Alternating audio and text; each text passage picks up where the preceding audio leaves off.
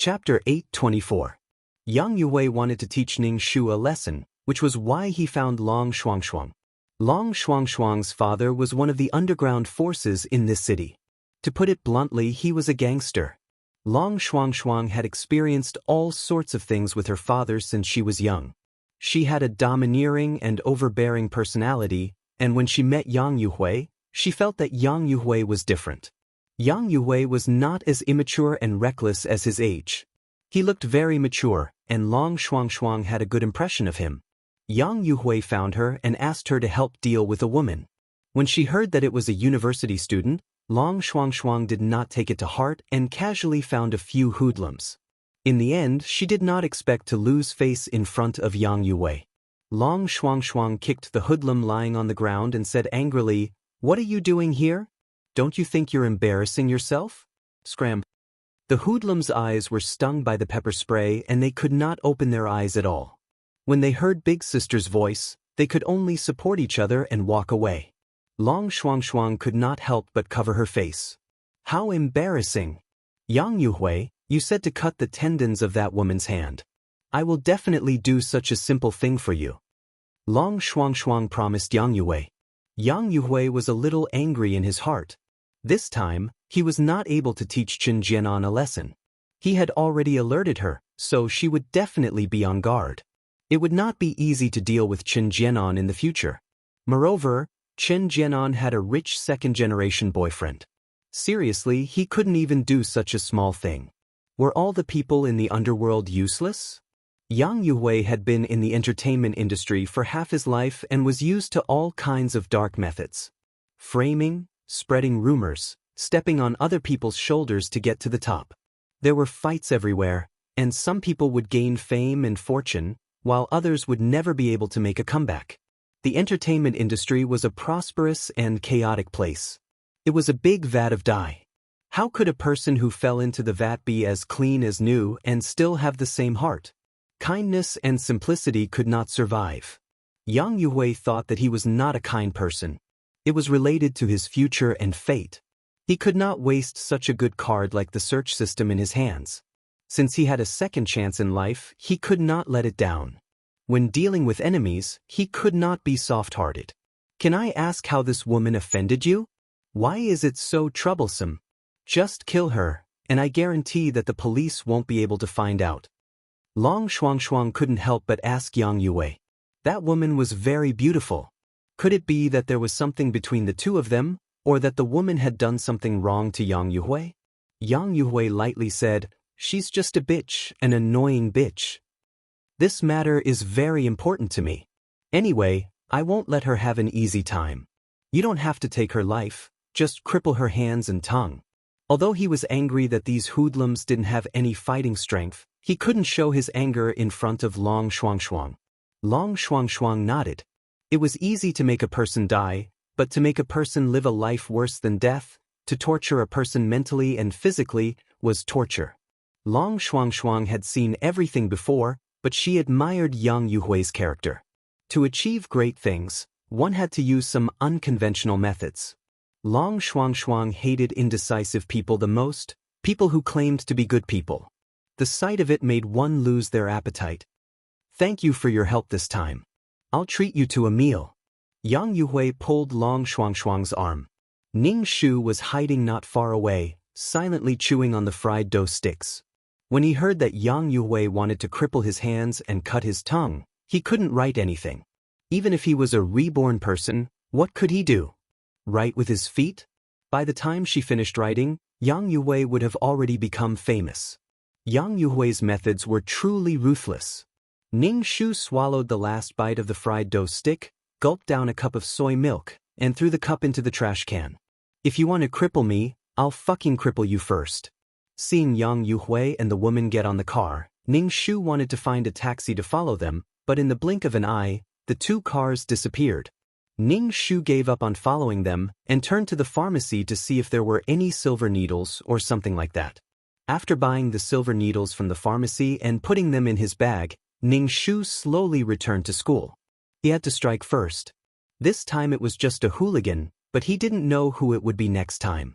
In the storyline, the daughter of the underworld boss, directly caused Chen Jianan's death, first disfiguring her face, then raping her and killing her. Yang Yuhui was the main culprit, so she was an accomplice, firmly carrying out Yang Yuhui's mission. This kind of dirty thing was all done by that Long Shuang. Ning Shu returned to the dormitory and saw that Fang Menghan had just woken up and was playing with her phone. Ning Shu deliberately looked at Fang Menghan with a pitiful look, as if he was looking at a joke. That look of his made people's heart burn with anger. Fang Menghan put down her phone and unhappily said, "What's with that look?" TSK. Ning Shu smacked his lips. "When I went to buy breakfast this morning, I saw your senior brother Yang Yuhui eating with a woman. Don't tell me you were dumped." Ning Shu provoked Fang Menghan. "Finding such a guy as your boyfriend, not only is he not good looking, but he's also a playboy. No matter what, you're still the campus belle, but you were actually cheated on by such a man." Ning Shu's expression was full of schadenfreude. Fang Menghan's face turned green. She was so angry at Ning Shu's words that her chest was heaving up and down. She pretended to be calm and said, "Tisk, senior brother is now a man with a career, and his social circle is very big. Even if he's eating with a woman, she's still a business partner. She might even be a singer looking for senior brother to write a song. I don't find it strange that senior brother has a beautiful woman by his side. Senior brother is so outstanding, it's normal for someone to like him." Fang Menghan said calmly. Ning Shu was ashamed of her lack of breadth of mind. Although Fang Menghan said it casually, if her face didn't tremble and her fists weren't clenched, it would be more convincing. Ning Shu shrugged his shoulders. "You say it so casually. I clearly saw the two of them feeding each other. Chen Jianan, you're trying to sow discord between senior brother and me. Are you unhappy that senior brother and I are doing well?" Fang Menghan glared at Ning Shu. "Senior brother and I are doing well," Fang Menghan said seriously. Ning Shu pursed his lips. "I'm telling you kindly that you've been cheated on. Why are you yelling at me?" It was Yang Yuhui who cheated on her, but looking at Fang Menghan, it was as if she was going to tear her apart. It was as if she was the mistress. Ning Shu was really speechless. She was incomparably tolerant of men, but was extremely harsh to women. If you have the ability, go and tear Yang Yuhui apart. If you yell at others, your man won't cheat on you. You dare to say that you have good intentions? Fang Menghan got off the bed. "Don't poke your nose into my relationship with senior brother. It doesn't matter who wants to poke their nose into it. I'm not stupid." Ning Shu sneered. Fang Menghan was so angry that her face turned pale. She went into the bathroom and slammed the door. She felt the whole floor shake. Chapter 8:25. Looking at Fang Menghan's stubborn face, she said that she was on good terms with her senior, but her angry face had already exposed everything. "Seeing that you are unhappy, I feel much happier." The reason why Yang Yuhui suspected her was because of Fang Menghan's big mouth. After a while, Fang Menghan came out of the bathroom and changed her clothes. In the past, Fang Menghan liked to wear skirts. She looked pure and lovely, and with a skirt, she looked like a fairy. But today, Fang Menghan wore trousers and flats. She looked like she was going to have a catfight. Everything was based on convenience. Fang Menghan glared at him and left with her bag. Ning Shu put on his cap and followed behind Fang Menghan. Yang Yuhui was no longer in school, and Ning Shu did not know Yang Yuhui's address. He could only follow Fang Menghan. Fang Menghan probably knew where Yang Yuhui lived. Fang Menghan hurried out of the school, and Ning Shu followed behind her. Fang Menghan did not hail a taxi, so she walked. After walking for about 10 minutes, Fang Menghan arrived at a high-class apartment district not far from the school. Yang Yuhui must have made a lot of money to buy a house in the university town with such good security. Ning Shu followed behind Fang Menghan. Seeing that she entered the district, Ning Shu did not follow her. Not to mention whether the guard would let him in, Fang Menghan was only let in after speaking a few words with the guard. Also, there was an elevator in the apartment. She did not know which floor Yang Yuhui lived on. If she followed Fang Menghan into the elevator, she would definitely be discovered by Fang Menghan. Fang Menghan had something on her mind, and she did not notice that she was being followed. Ning Shu was just outside the district. Knowing where Yang Yuhui lived would make things easier. Ning Shu turned and went back to the dormitory. Back in the dormitory, Ning Shu turned on his computer to see if he could hack into Yang Yuhui's computer. He could not hack into it. The IP address was right, but he could not hack into it. Ning Shu did not know that Yang Yuhui, who had lost 2 drafts, did not use a computer anymore. He just wrote them in a notebook. He had gone to ask around and was told that he had encountered a hacker, which was why the item had disappeared. Yang Yuhui was furious. His intuition told him that it was Ning Shu who did it. He wanted to cripple Ning Shu. Therefore, Ning Shu had no way of getting the script and songs from Yang Yuhui. Ning Shu could only write slowly by himself. Fang Menghan went to look for Yang Yuhui in the morning and only came back at noon. When she came back, her eyes were red and there were red marks on her face. It was obvious that he had been beaten up. Furthermore, his back was hunched and he was holding his waist. Did his waist break? Ning Shu raised his eyebrows. Yang Yuhui had violent tendencies. When Fang Menghan saw Ning Shu staring at her, she couldn't help but cover her face. Fang Menghan went into the bathroom and washed her face before coming out. Were you beaten up? Ning Shu asked directly. Fang Menghan snorted coldly. Her voice was thick and nasal. What does it have to do with you? Fang Menghan looked at Ning Shu with hatred. She had deliberately provoked her relationship with Yang Yuhui. She had excitedly gone to look for Yang Yuhui and actually saw a woman in Yang Yuhui's house.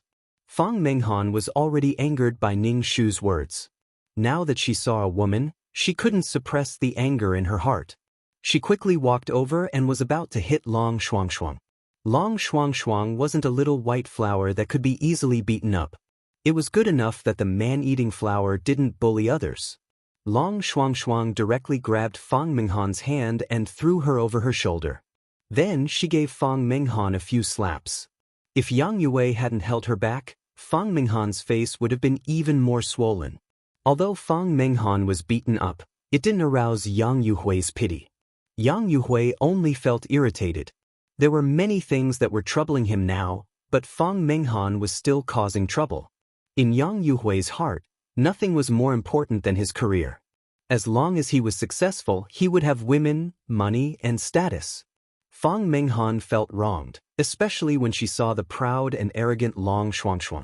Fang Menghan felt that this woman was even more disgusting than Chen Jianan in the dormitory. Fang Menghan was pulled out by Yang Yuhui. Then, Fang Menghan could only cover her swollen face and run out gloomily. Fang Menghan climbed onto the bed and pulled the curtain. She covered her head with the blanket and ignored Ning Shu. Ning Shu occasionally heard the sound of Fang Menghan sobbing. Ning Shu was wearing a mask while watching a TV series. She felt that someone was looking at her from behind.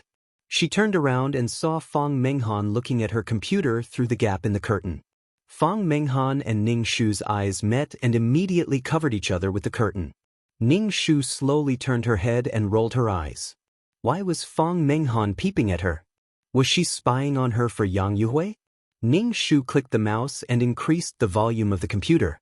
Fang Menghan pulled the curtain and Ning Shu shouted, "Can you lower your voice? This is the dormitory, not your room." Ning Shu shrugged her shoulders and lowered the volume of the music. Fang Menghan pulled the curtain and lay on the bed. Ning Shu thought for a while and cut all the documents in the computer into the USB flash drive, leaving nothing on the computer. After copying, Ning Shu put the USB drive in her bag and turned off the computer. She put it in the cabinet and was about to go out. Fang Menghan pulled the curtain and looked at Ning Shu. She asked, "Where are you going?" "If you come back late, I won't open the door for you. I have my own key," Ning Shu said indifferently. Fang Menghan asked again, "Then when are you coming back? You have to tell me. There are only you and me in the dormitory now." Ning Shu looked straight at Fang Menghan. "How did I affect you? You are being too nosy." Ning Shu put the cap on her head and went out of the school.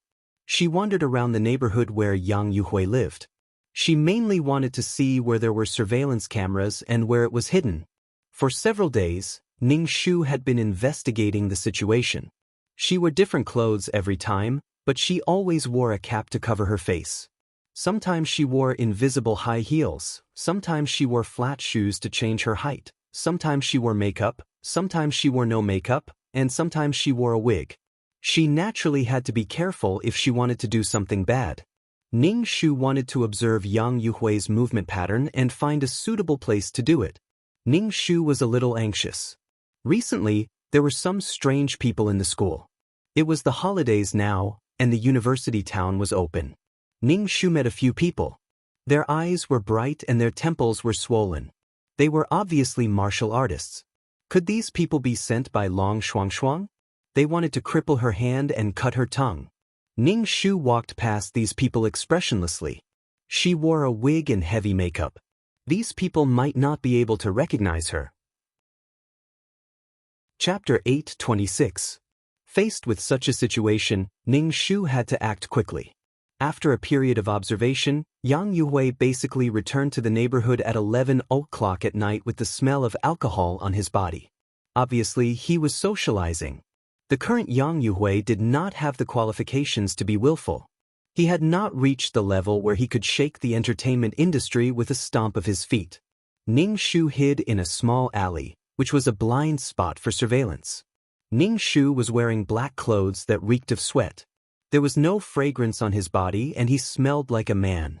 His hair was tied into a bun, covered with stockings, and put on a hat. It was basically impossible to see what Ning Shu looked like. He did not know if Yang Yuhui would walk home today or if someone would drive him home. If he drove, all his preparations would be in vain.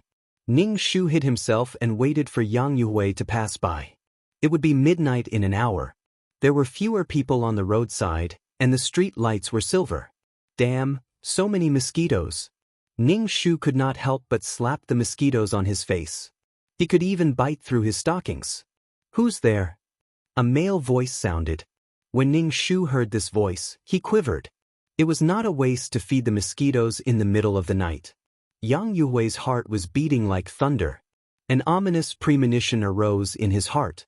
He immediately wanted to run, but he saw a black shadow pouncing on him. It was pitch black and his face could not be seen. Yang Yuhui's heart suddenly thumped heavily. His ears were filled with the sound of his heart beating rapidly. He could not hear the surrounding sounds. Ning Shu mobilized the qi gene in his body and used all his strength to pull Yang Yuhui to a hidden place. Yang Yuhui did not even have the chance to struggle. He was pulled away without even having the time to react. Yang Yuhui's nose suddenly smelled the stinky sweat of a salted fish. His mouth was covered, and he felt that this person's hands were stinky. Ning Shu did not even think before knocking Yang Yuhui unconscious. Yang Yuhui grunted and fainted. Ning Shu held a silver needle between his fingers and felt Yang Yuhui's face. He found a place and inserted the needle. There are many nerve acupoints on the face, so you can't speak smoothly without cutting your tongue. After that, Ning Shu inserted another needle into Yang Yuhui's nose. This made Yang Yuhui's mouth crooked, and saliva flowed out from the corner of his mouth. After the needle was inserted, Ning Shu felt Yang Yuhui's hand and touched Yang Yuhui's wrist. The needle was inserted very deeply into the meridians. Yang Yuhui immediately woke up from the pain. Ning Shu struck him again and knocked him unconscious. Ning Shu cut the silver needle with a pair of scissors, leaving a small part of the needle in Yang Yuhui's wrist.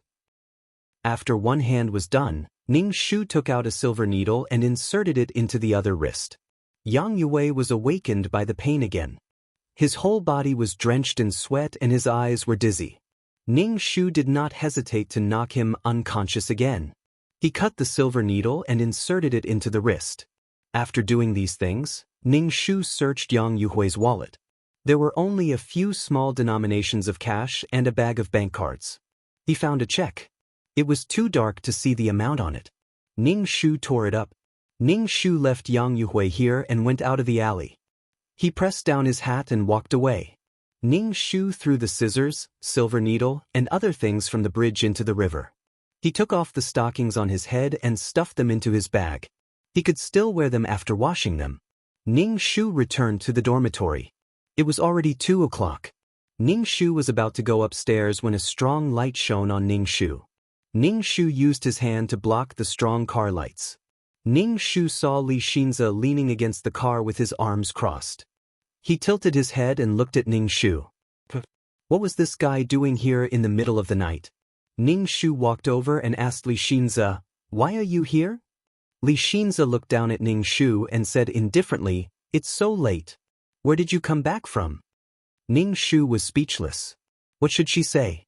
Should she say that she went to do something bad? Even if she told the truth, would Li Xinze believe her? "I just want to know where you went. It's so late."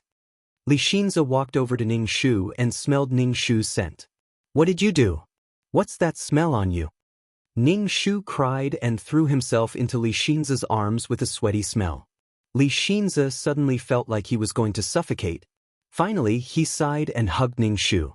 "What happened?" Ning Shu lifted Li Xinze's clothes and wiped his tears. "I'm being chased." Ning Shu blew his nose. "Yang Yue found someone in the underworld and said that he would cut my tendons, cut my tongue, and rape me before killing me." "Why did he have to cut your tendons and cut your tongue before raping you before killing you? Why waste so much effort?" Li Xinze's tone was bad. "I just want to know where you went tonight and why you only came back now. I've been waiting since 10 o'clock. If he cut my tendons, I won't be able to struggle. If he cut my tongue, I won't be able to scream. This logic makes sense." Ning Shu said. Li Xinze was speechless. Could he be interested in being covered in blood? "What I'm concerned about is why you came back so late. Do you know that it's dangerous for a girl to be outside at night?" Li Xinze's tone was very bad. "I'm telling the truth. Yang Yue asked Long Shuangshuang to find someone to cripple me. Recently, some people have appeared in the school. If you don't believe me, I'll prove it to you tomorrow." Ning Shu said sincerely. "Please believe me." Li Xinze rubbed his eyebrows. "I just want to know where you went tonight and what nonsense you're talking about." Ning Shu? Degree? So annoying. So annoying, so boring, so annoying. Could it be that he suspected that she had cheated, went on a date, and went to get lost? Ning Shu said indifferently, "If I said that I was being chased and only got rid of them now, would you believe me?" "You're teasing me." Li Xinze said lightly. "See, you really don't believe me." Ning Shu sighed. "I went to follow Yang Yue and Long Shuangshuang." "Boss Long's daughter?" Li Xinze raised his eyebrows. The entertainment circle was a mix of good and bad. It was normal for Li Xinze to know Long Shuangshuang. "Yes, I don't know how I offended Yang Yue. Yang Yue wants Long Shuangshuang to deal with me."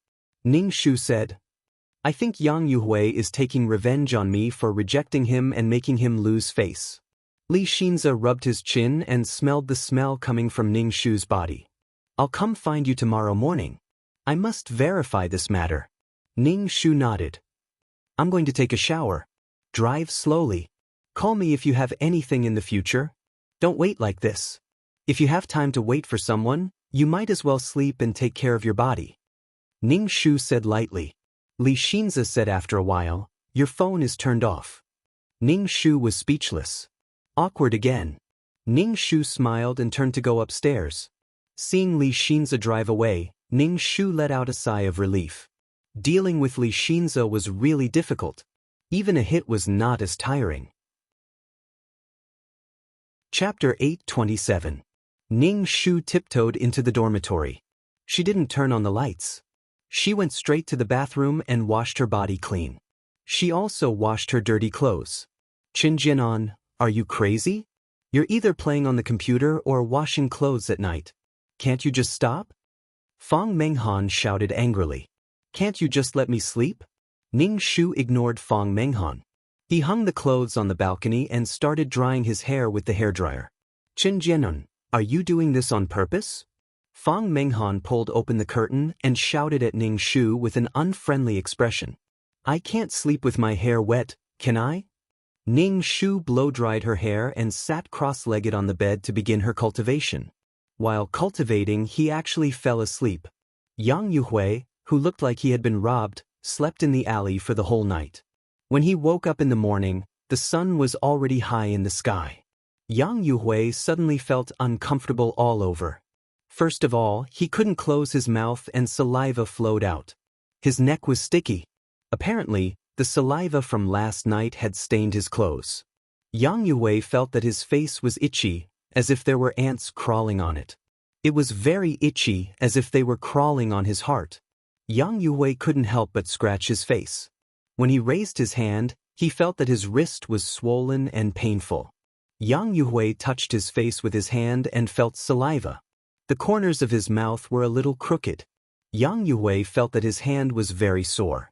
He couldn't help but shake it, and it hurt even more. Yang Yue checked his wrist. It was red and swollen. Even his 10 fingers were swollen like carrots. His skin was hot, and the veins in his palms and fingers were throbbing. What did that black shadow do to him last night? Yang Yue quickly stood up and was about to go to the hospital when he saw some confetti on the ground. Yang Yue quickly took out his wallet. The check inside was gone. It was a check of 1 million yuan. He had sold several scripts and songs last night. He only had so much money in total. In the end, it was torn to pieces in less than one night. Yang Yue was so angry that his face was distorted. The corners of his mouth were even more crooked. Saliva flowed out of his mouth. Bastard. Yang Yue stuttered. His mouth seemed to be wrapped with something, and his speech was not smooth at all. Yang Yue had a bad feeling in his heart, and fear welled up in his heart. Yang Yue hailed a taxi and went to the hospital. After going to the hospital for a checkup, Yang Yue cared about his face the most. When he looked at himself in the mirror, he was shocked. He didn't know why his mouth was crooked. Doctor, what am I? Yang Yue closed his mouth and swallowed a mouthful of saliva. When he spoke, he felt that his mouth was full of saliva. He couldn't speak at all as saliva flowed down from the corner of his mouth. What kind of illness? After Yang Yue asked this question, he felt that it was very difficult. Saying this sentence took a lot of effort. It's itchy, my face is itchy. Yang Yue's eyes were red. Could it be a disease of the nerve endings? Did it suddenly become like this? The doctor asked. Yang Yue wiped away the saliva that had involuntarily flowed out from the corner of his mouth. However, his hand was in great pain and his wrist was bandaged. Both pairs of hands were so swollen that the skin was transparent and shiny. Take these medicine first and do more massages to soothe the muscles on your face, the doctor said. Apply anti-inflammatory medicine and medicinal wine on your hands. Yang Yue's body was hot and cold. His inflamed hands made him feel extremely uncomfortable. Yang Yue went to see a traditional Chinese medicine doctor again. The traditional Chinese medicine doctor said that Yang Yue's situation might be because he drank wine and slept outside for a night. Although it was summer now, there was heavy dew at night and the wind entered the body. It could be like this. Actually, it was just a slight stroke. The traditional Chinese medicine doctor prescribed a lot of Chinese medicine and asked Yang Yue to go back and recuperate. Yang Yue was so angry that he wanted to die. He just wanted his face to be normal. Not only did he unconsciously drool, but his mouth was also crooked. Although it wasn't serious, it seriously affected his image. He wanted to establish a foothold in the entertainment industry in the future. Even if he wasn't extremely handsome, he had to look normal. When he wanted to speak, his tongue was tied. It was as if his mouth was wrapped in water. It was abnormally difficult to speak. When he opened his mouth, saliva flowed out. How was he going to talk business with people like this? Yang Yue was burning with anxiety. His face couldn't help but twitch twice. Yang Yue spat out the saliva in his mouth. Is there any quick way? Yang Yue felt as if there were ants crawling on his face. It was extremely itchy. It wasn't really his skin that was itchy. Even if he scratched it, it wouldn't be able to relieve this itch. This itch was the itch in his heart. It was too uncomfortable. This kind of illness comes quickly, but it's not easy to cure it. The traditional Chinese medicine doctor said. Yang Yue felt as if his heart was in a pot of oil. How many opportunities would he miss? Moreover, he was a reborn person. His hands were swollen and he couldn't write a script. His mouth was crooked and he couldn't speak clearly. How was he going to write a script? Yang Yue felt an unprecedented despair. This despair made Yang Yue panic. It wasn't easy for him to be reborn. Before he could do anything, he got such a strange illness. What was the meaning of his rebirth? Did God want to play with him for a lifetime? In his previous life, he was poor. Even if he had a search system in this life, he was still plagued with disasters. Damn God! Yang Yuhui shivered as he returned to his house. Yang Yui's body was trembling violently. He felt hot and cold at the same time. Yang Yuhui lay on the bed and wrapped his body with the quilt. His mouth was crooked and his facial features looked very strange. Yang Yuhui felt as if his hands were about to die. His hands were so hot that it felt like they were about to be cooked. They were so swollen that he couldn't even bend his fingers. Yang Yuhui picked up his phone with difficulty and called Fang Menghan. Yang Yuhui couldn't even speak clearly. Saliva was dripping from the corner of his mouth. He said with difficulty, "You come here." Fang Menghan couldn't hear Yang Yuhui's muffled voice clearly. She looked at the caller ID again. It was indeed Senior Brother. Could it be that Senior Brother pressed the wrong button? She shouted, "Senior Brother, are you there or not?" Yang Yuhui heard Fang Menghan's words. He leaned over the bed and spat out the saliva in his mouth. He shouted, "I want you to come here." Unexpectedly, his voice was full of energy. His pronunciation was perfect. Fang Menghan bit her lips. She packed her things and went to Yang Yui's house with her bag. Ning Shu leaned on the computer chair. Seeing that Fang Menghan was still going to look for Yang Yuhui, he couldn't help but suspect that he had failed last night. Could it be that it was too dark and she didn't hit the right acupoint? Why did it feel like Yang Yuhui was fine? If he failed this time, Yang Yuhui would definitely be on guard. There wouldn't be another chance to strike. What a pity. Chapter 828. Fang Menghan was called by Yang Yuhui early in the morning. Fang Menghan was very unhappy. She felt that Yang Yuhui didn't treat her as his girlfriend anymore. He didn't care for her like he did for his girlfriend. Moreover, Fang Menghan knew that Yang Yuhui had some ambiguous relationships with other women. Fang Menghan sighed. She didn't want to break up with Yang Yuhui. Yang Yuhui was a successful man, and he would be even more successful in the future. There would definitely be many flirtatious bitches around him. She was Yang Yuhui's first woman. No matter what, she had to establish her position. Fang Menghan arrived at Yang Yuhui's door. She pressed the doorbell for a while, but no one opened the door. Fang Menghan was very impatient. What was the meaning of this? Was he toying with her? Lying on the bed, Yang Yuhui's face was red and his forehead was covered in cold sweat. When he heard the doorbell and got up to open the door, his hands couldn't move at all. Every time he moved, there would be needles pricking his insides. The pain was unbearable. Every time he moved, Yang Yuhui's face turned pale. When he opened the door with all his might, Yang Yuhui almost fainted from the pain. Senior Brother? Fang Menghan was very surprised to see Yang Yuhui sitting on the ground, especially when she saw that the corner of Yang Yuhui's mouth was crooked and saliva was dripping from the corner of his mouth. Fang Menghan had a look of disgust on her face for a moment before she hurriedly helped Yang Yuhui up. Send him to the hospital, Yang Yuhui said with difficulty. His hand was in so much pain that he couldn't even move it. Fang Menghan helped Yang Yuhui to the sofa and called the ambulance.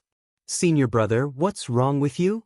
Fang Menghan took out a handkerchief and wiped the saliva from the corner of Yang Yuhui's mouth. Yang Yuhui's heart was stung by Fang Menghan's actions. He was abnormally embarrassed and angry. Did he feel like an idiot? His mind was extremely clear, but he just couldn't control his facial expression, his lips, and his tongue. Drooling like an idiot and stuttering. When the ambulance arrived, Yang Yuhui said to Fang Menghan with difficulty, the drawer. Gulp. Yang Yuhui swallowed a mouthful of saliva, but saliva still flowed out from the corner of his mouth. Fang Menghan felt a little disgusted, but she still took out a handkerchief to wipe Yang Yuhui's mouth. After wiping twice, the handkerchief was sticky and disgusting. Fang Menghan wanted to throw the handkerchief away. There are documents in the drawer, documents. Yang Yuhui said to Fang Menghan. His big tongue made it hard for him to speak clearly. Fang Menghan followed Yang Yuhui's gaze, opened the drawer, and took out a folder. She opened the folder, and the first thing she saw was the name of the script. Fang Minghan's heart skipped a beat. You're going to SK? K. Should we send the script to SK? Fang Minghan asked. Yang Yuhui nodded, large drops of cold sweat dripping down his forehead. Fang Minghan stuffed the script into her bag. The price? Have already discussed. Yang Yuhui said with difficulty, wishing he could cut off his disobedient tongue. Yang Yuhui's face turned red. His self-esteem was trampled to the ground, especially in front of a woman who worshipped him. Not long after, the ambulance arrived. Yang Yue was carried downstairs to the hospital, while Fang Minghan took the script to SK Company. Fang Minghan gave the contents of the folder to SK Company. Fang Minghan explained to SK Company that Yang Yue was not feeling well and asked her to deliver the documents. Because Yang Yue had already discussed everything beforehand, the negotiation went smoothly. SK Company gave Fang Minghan a check. On the check was 5 million. When Fang Minghan saw this number, she was shocked, and her heart pounded. No wonder Yang Yue could buy a house when he was still a second-year student. If he did not want to keep a low profile, he would have bought a car. Moreover, Yang Yue already planned to buy a car. 5 million was a sum of money that many people could not earn in their lifetime. A few scripts, a few songs, it was like robbing money. Fang Minghan put the check in her bag and clutched it tightly. After leaving the company, Fang Minghan had a bold idea. She wanted to turn the 5 million into cash. Could she take some money from it? Anyway, Yang Yuhui's face was not clear, and he would not question SK Company. Money moved people's hearts. Fang Minghan's heart pounded. This idea had been bewitching her for a long time. Fang Minghan's palms were sweaty, and she was struggling. In the end, she let out a long breath. There was no need to fall out with Yang Yuhui for a few million. In the future, when she entered the entertainment industry, it would be a small matter for her to become famous. Especially since Yang Yuhui knew how to write scripts and songs. If he wrote a script for her to be the female lead, she would be able to make money. If he wrote a song for her, she would be able to become famous. Fang Minghan thought it through and let out a long breath. A long string of zeros was too much of a test of one's willpower. Fang Minghan took the check and went to the hospital to find Yang Yue. Fang Minghan handed the check to Yang Yue. When Yang Yue saw the check, he was very satisfied. He opened his mouth slightly and wanted to say something, but saliva flowed out from the corner of his mouth. Yang Yuhui's heart fell from the sky to the ground. Even if he had money, it would not be able to make up for his damaged self-esteem. No matter how much money he had to spend, he had to cure this strange disease. In the past, Yang Yuhui felt that he was not handsome. Now that he thought about it, he felt that it was good to be normal and healthy. Fang Minghan endured the disgust in her heart and took a handkerchief to wipe the corner of Yang Yuhui's mouth. The handkerchief had been wiped a few times, and it was filled with a strange smell. Yang Yuhui slept in the alley for the whole night and did not brush his teeth in the morning. His hand was injured, so he definitely could not brush his teeth. Fang Minghan's face was calm, but her heart was not calm at all. In short, Yang Yuhui's image in her heart had already collapsed. Yang Yuhui wanted to have an operation. His hand was so swollen, and it was getting more and more swollen. His skin looked like it was about to burst. The doctor guessed that there was a foreign object inside. When the X-ray was taken, they found that there was an extremely small needle the size of a fingernail rubbed on his wrist. The hospital arranged for the operation to be done as soon as possible and took out the thin needle. When Yang Yuhui woke up and saw the thin needle, he did not think that someone wanted to harm him. He could not speak, and the needle was inserted into his hand. The doctor said that the needle was inserted into the tendon of his hand, and it was inflamed and suppurated. He had to take good care of it. He could not speak, could not write. He wanted to do this to Chen Jianan, but now he was like this. Only Long Shuangshuang knew about this. Then why did Long Shuangshuang do this? Yang Yuhui remembered that the person was very strong, and his body was filled with the smell of sweat. It should be a man. If it was really Long Shuangshuang's people, why didn't they go to deal with Chen Jianan? Why did they harm him like this? Yang Yuhui was puzzled. He could not understand why Long Shuangshuang did this. What went wrong in the middle? Chapter 829. Yang Yue stayed in the hospital, and Fang Menghan stayed to take care of Yang Yue. She was willing to take care of Yang Yue. After all, Fang Menghan wanted to stay by Yang Yue's side after seeing that he was willing to pay millions. Yang Yue's heart was in a mess. He wanted to call Long Shuangshuang to ask what was going on, but he couldn't say a complete sentence. There were a lot of things that were stuck in his heart that he couldn't say. Yang Yue didn't think that Long Shuangshuang would betray him. This matter must have something to do with Qin Jianan. Yang Yue was sure that this matter had something to do with Ning Shu. This was his intuition. Even if Qin Jianan couldn't do it, she still had a rich second-generation boyfriend. Especially the Li family's company, which was very powerful now. It must be someone hired by Li Xinze. Yang Yue wanted to ask Fang Menghan, who was beside the bed, about Qin Jianan's injury last night. But when he opened his mouth, saliva flowed out. It made Yang Yue want to die. Fang Menghan could only wipe the corner of Yang Yue's mouth with an indifferent expression. Fang Menghan saw Yang Yue acting like a fool. It made Fang Menghan wonder if her efforts were worth it. Moreover, Fang Menghan found that Yang Yue's mouth was getting more and more crooked. She took a lot of medicine every day, but the effect was minimal. The medical fees were not cheap, and Yang Yue was like throwing money out. She had never seen Yang Yue being so generous to her. Fang Menghan sighed. She could only take care of Yang Yue. When he went to the toilet, she had to take off his pants for him. She didn't even treat her parents like this. In these few days, Ning Shu stayed in the dormitory obediently. That night, Ning Shu felt that Li Xinze was angry. Every time she communicated with Li Xinze, she would use a video call to prove that she stayed in the dormitory and didn't go anywhere. Ning Shu told him that someone was following her, but Li Xinze didn't believe it. Ning Shu sighed. Li Xinze was only concerned about where she went that night. Why was it so annoying? One more person means a lot of trouble. Ning Shu thought about it and called Li Xinze. She said to Li Xinze, "Let's go to the hospital." "Are you sick?" That night, I really went to follow Yang Yue and Long Shuangshuang. I didn't go on a date with anyone. I went to the hospital to check if I was still a virgin. Li Xinze was speechless. Li Xinze didn't say anything for a long time. Li Xinze really didn't know how to respond. Li Xinze sighed. "Let's have lunch together." "Okay," Ning Shu said immediately. "I'll let you see if I'm being targeted." Ning Shu washed up and tied up her hair, revealing her smooth forehead, allowing people to see her facial features at a glance. He was wearing flat shoes and pants. His outfit was very simple.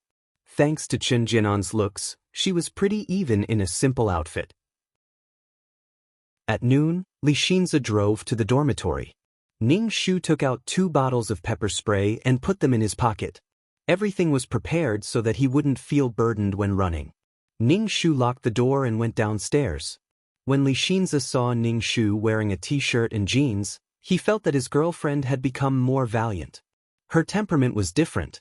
Qin Jianan's temperament was quiet and elegant. Her current temperament? Let's go. Li Xinze opened the car door. Ning Shu said, "We'll walk and eat at the restaurant next to the school." Li Xinze held Ning Shu's hand and walked on the school path. "You used to say that you liked this path the most. The leaves are flying, it's very artistic and beautiful," Li Xinze said gently. Ning Shu felt a few gazes on her. These people didn't look outstanding. They were either weeding or sweeping the floor. They couldn't attract anyone's attention. Li Xinze and Ning Shu left the school, followed by a few people. Ning Shu leaned against Li Xinze and said, "We're being followed." Li Xinze wanted to turn his head to look, but Ning Shu immediately said, "Don't look back." Li Xinze frowned. "There are many people on the street. We can fight our way out." Ning Shu shook her head. "Let's go eat. Maybe I'm wrong." Ning Shu pulled Li Xinze into a roadside restaurant. A few people followed behind them and sat at a table not far from Ning Shu and Li Xinze. Li Xinze's expression was very bad. These people were following them. "How long have they been following you?" Li Xinze asked Ning Shu in a low voice. Ning Shu moved her lips. "It's been a while." Ning Shu ordered 2 dishes and picked up the bowl to eat. Li Xinzi didn't have much of an appetite and watched Ning Shu stuff food into her mouth. The few people beside them also ordered the dishes noisily, but their eyes were on Ning Shu and Li Xinzi from time to time. Ning Shu ate half a bowl of rice and put down the bowl and chopsticks. Li Xinzi paid the bill and pulled Ning Shu away.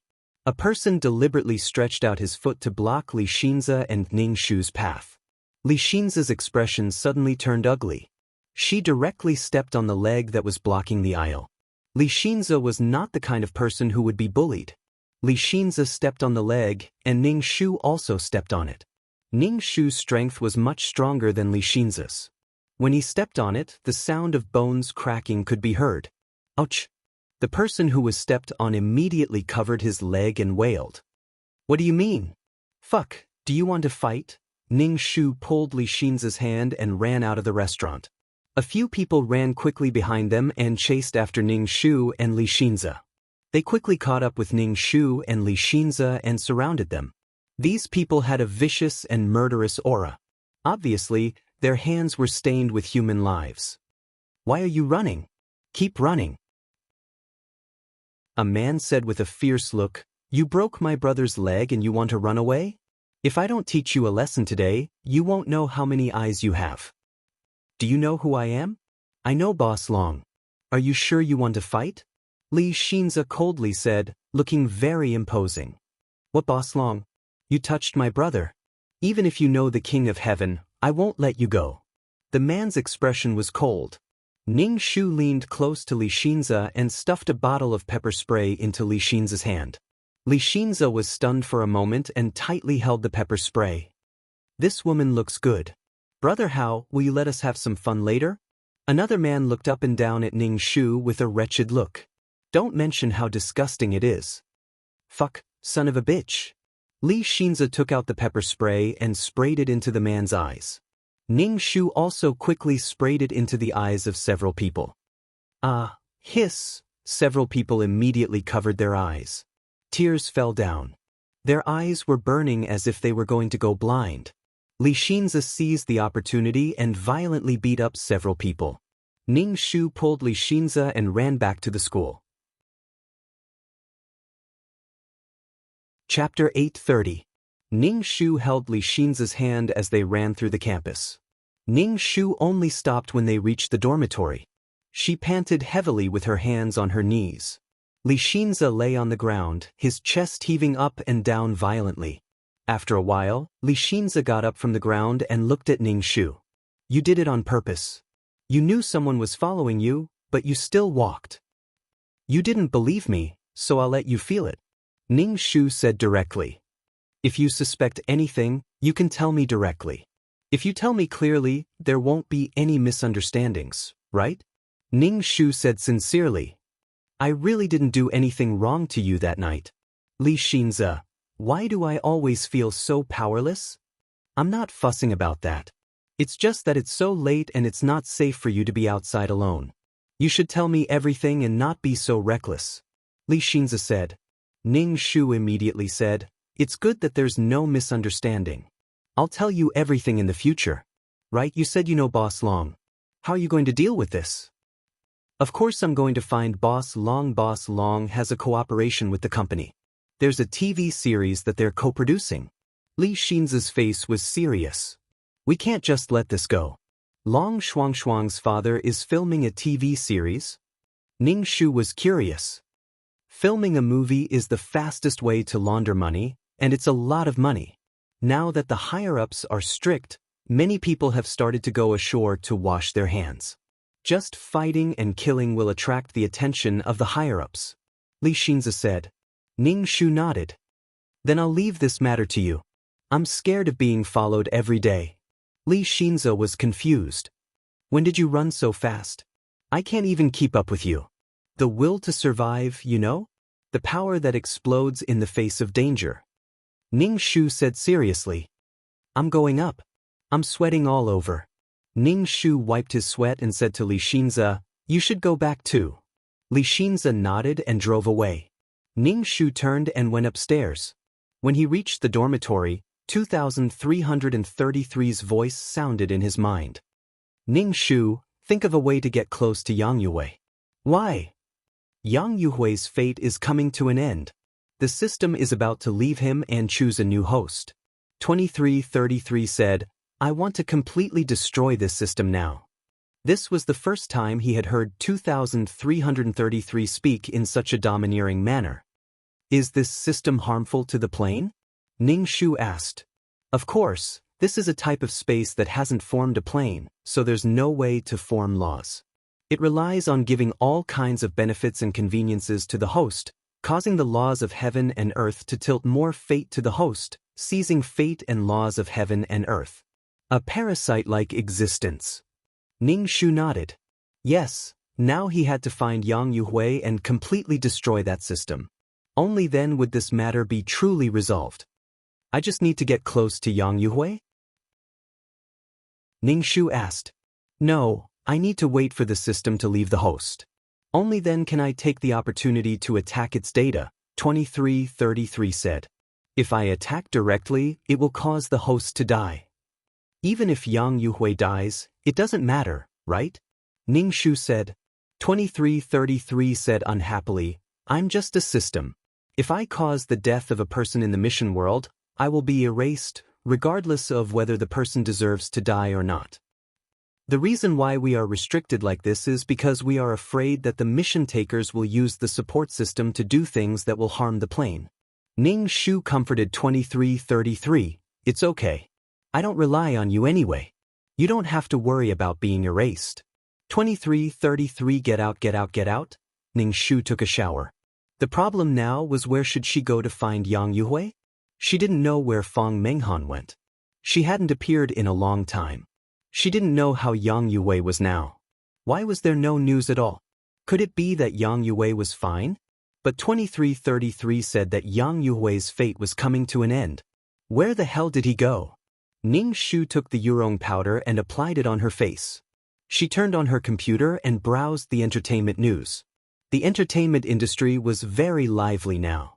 Anyway, recently, there were many high-quality television dramas and songs. For a time, hundreds of flowers bloomed. It was very prosperous. She just didn't know how long this prosperity would last. These things didn't belong to this world. They were forcibly stuffed into this world. Ning Shu was watching the television series when she heard the sound of the door opening. Ning Shu turned and saw Fang Menghan. Fang Menghan looked a little haggard. She even had dark circles under her eyes. As soon as she came back, she opened the closet to pack her clothes and put them in her bag. Ning Shu raised an eyebrow and asked, Why are you packing? School is about to start. Where are you going? I have something to do. Fang Menghan said tiredly. She was too lazy to bicker with Ning Shu. She took a few changes of clothes and prepared to leave. When are you coming back? School is about to start. If the dormitory teacher asks, how do you expect me to answer? Ning Shu asked Fang Menghan. I'll be back when school starts. Fang Menghan opened the door and left. Ning Shu went to the bathroom to wash off the mask on his face. Then he quickly chased after Fang Menghan. Fang Menghan took a taxi at the school gate and left. Ning Shu also quickly hailed a taxi and said to the driver, catch up with the car in front. Fang Menghan's car stopped at the entrance of the hospital. Ning Shu followed Fang Menghan to the door of the ward. Ning Shu looked at the ward number. The door of the ward was open. Ning Shu saw Yang Yuhui lying on the bed. Yang Yuhui's mouth was crooked, and saliva was flowing out of the corner of his mouth. Fang Menghan wiped the corner of his mouth with a handkerchief. Yang Yuhui looked at Fang Menghan and said with difficulty, This time, the money, why is it less than half? Last time, Yang Yuhui saw that Fang Menghan was quite reliable. She came back with a 5 million check. Yang Yuhui was full of confidence in himself. He felt that Fang Menghan would be loyal to him.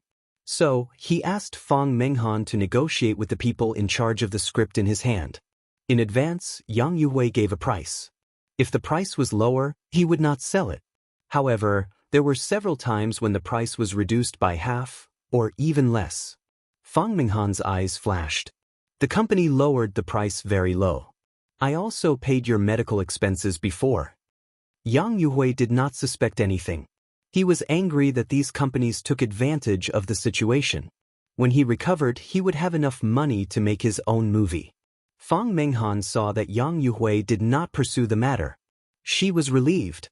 Then she asked, "Do you still have the script? I can help you sell it." Yang Yuhui shook his head. The price was too low. "No, I'm not selling it." Fang Menghan looked a little disappointed. "Don't you have the script?" "Yes." Yang Yuhui saw Fang Menghan staring at him. Her eyes were bright, and there was an unknown light in them. Yang Yuhui had a bad feeling in his heart. "No, I don't."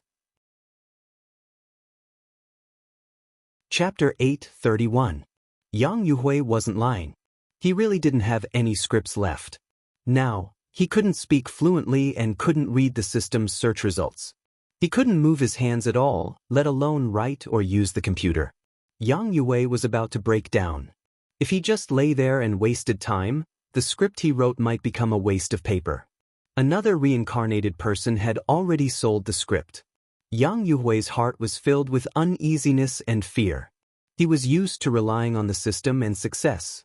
If he went back to his previous life where he was nothing, he would break down. Ning Shu stood at the door of the ward and listened to Yang Yuhui and Fang Menghan's conversation. He felt that Yang Yuhui was really careless. He left everything to Fang Menghan. Was the relationship between the two of them so deep? Yang Yuhui had many women. He was afraid that he would fall for one of them. Yang Yuhui asked Fang Menghan to sell the script for him. Fang Menghan must have stuffed money into his pocket. Ning Shu asked 2333 in his heart, "Has the system left Yang Yuhui?" "No," 2333 said. "It's not easy to find a suitable host. It won't leave easily." Yang Yuhui still has some luck. Ning Shu frowned. "When will the system leave?" "How would I know? I can only attack the system the moment it leaves." 2333 said, "When Yang Yuhui's luck decreases, the system will naturally abandon him." That sounds scary. Yang Yuhui relied on the system. Without the system, he would return to his original state. Is there a free lunch in this world? He's the only one with the system. Is he really that special? 2333 said calmly. Since she had to wait for the system to leave Yang Yuhui, she would have to go to the hospital every day. Ning Shu turned and left. It seemed that the system wouldn't leave Yang Yuhui for the time being. Ning Shu called a taxi back to the dormitory and turned on the computer. This time, Ning Shu was writing a script for a movie. Yang Yuhui couldn't move his hands or mouth. If he wrote another script, Yang Yuhui's luck would decrease. When Yang Yuhui's luck ran out, the system would leave Yang Yuhui. Anyway, she was the only one in the dormitory. Ning Shu worked all day and night on the script. When he was done, he submitted it to the Li family company. Then, when he had nothing to do, he would go to the hospital to keep watch. However, there was no news from 2333. Yang Yuhui was recuperating in the hospital, but the symptoms of the crooked corners of his mouth had yet to improve. He took a lot of medicine every day, but it was useless. Yang Yuhui was very anxious in his heart. He had been in the hospital for more than a month. Seeing that school was about to start, how could he meet people like this? Moreover, the hospitalization fees in this hospital were not cheap.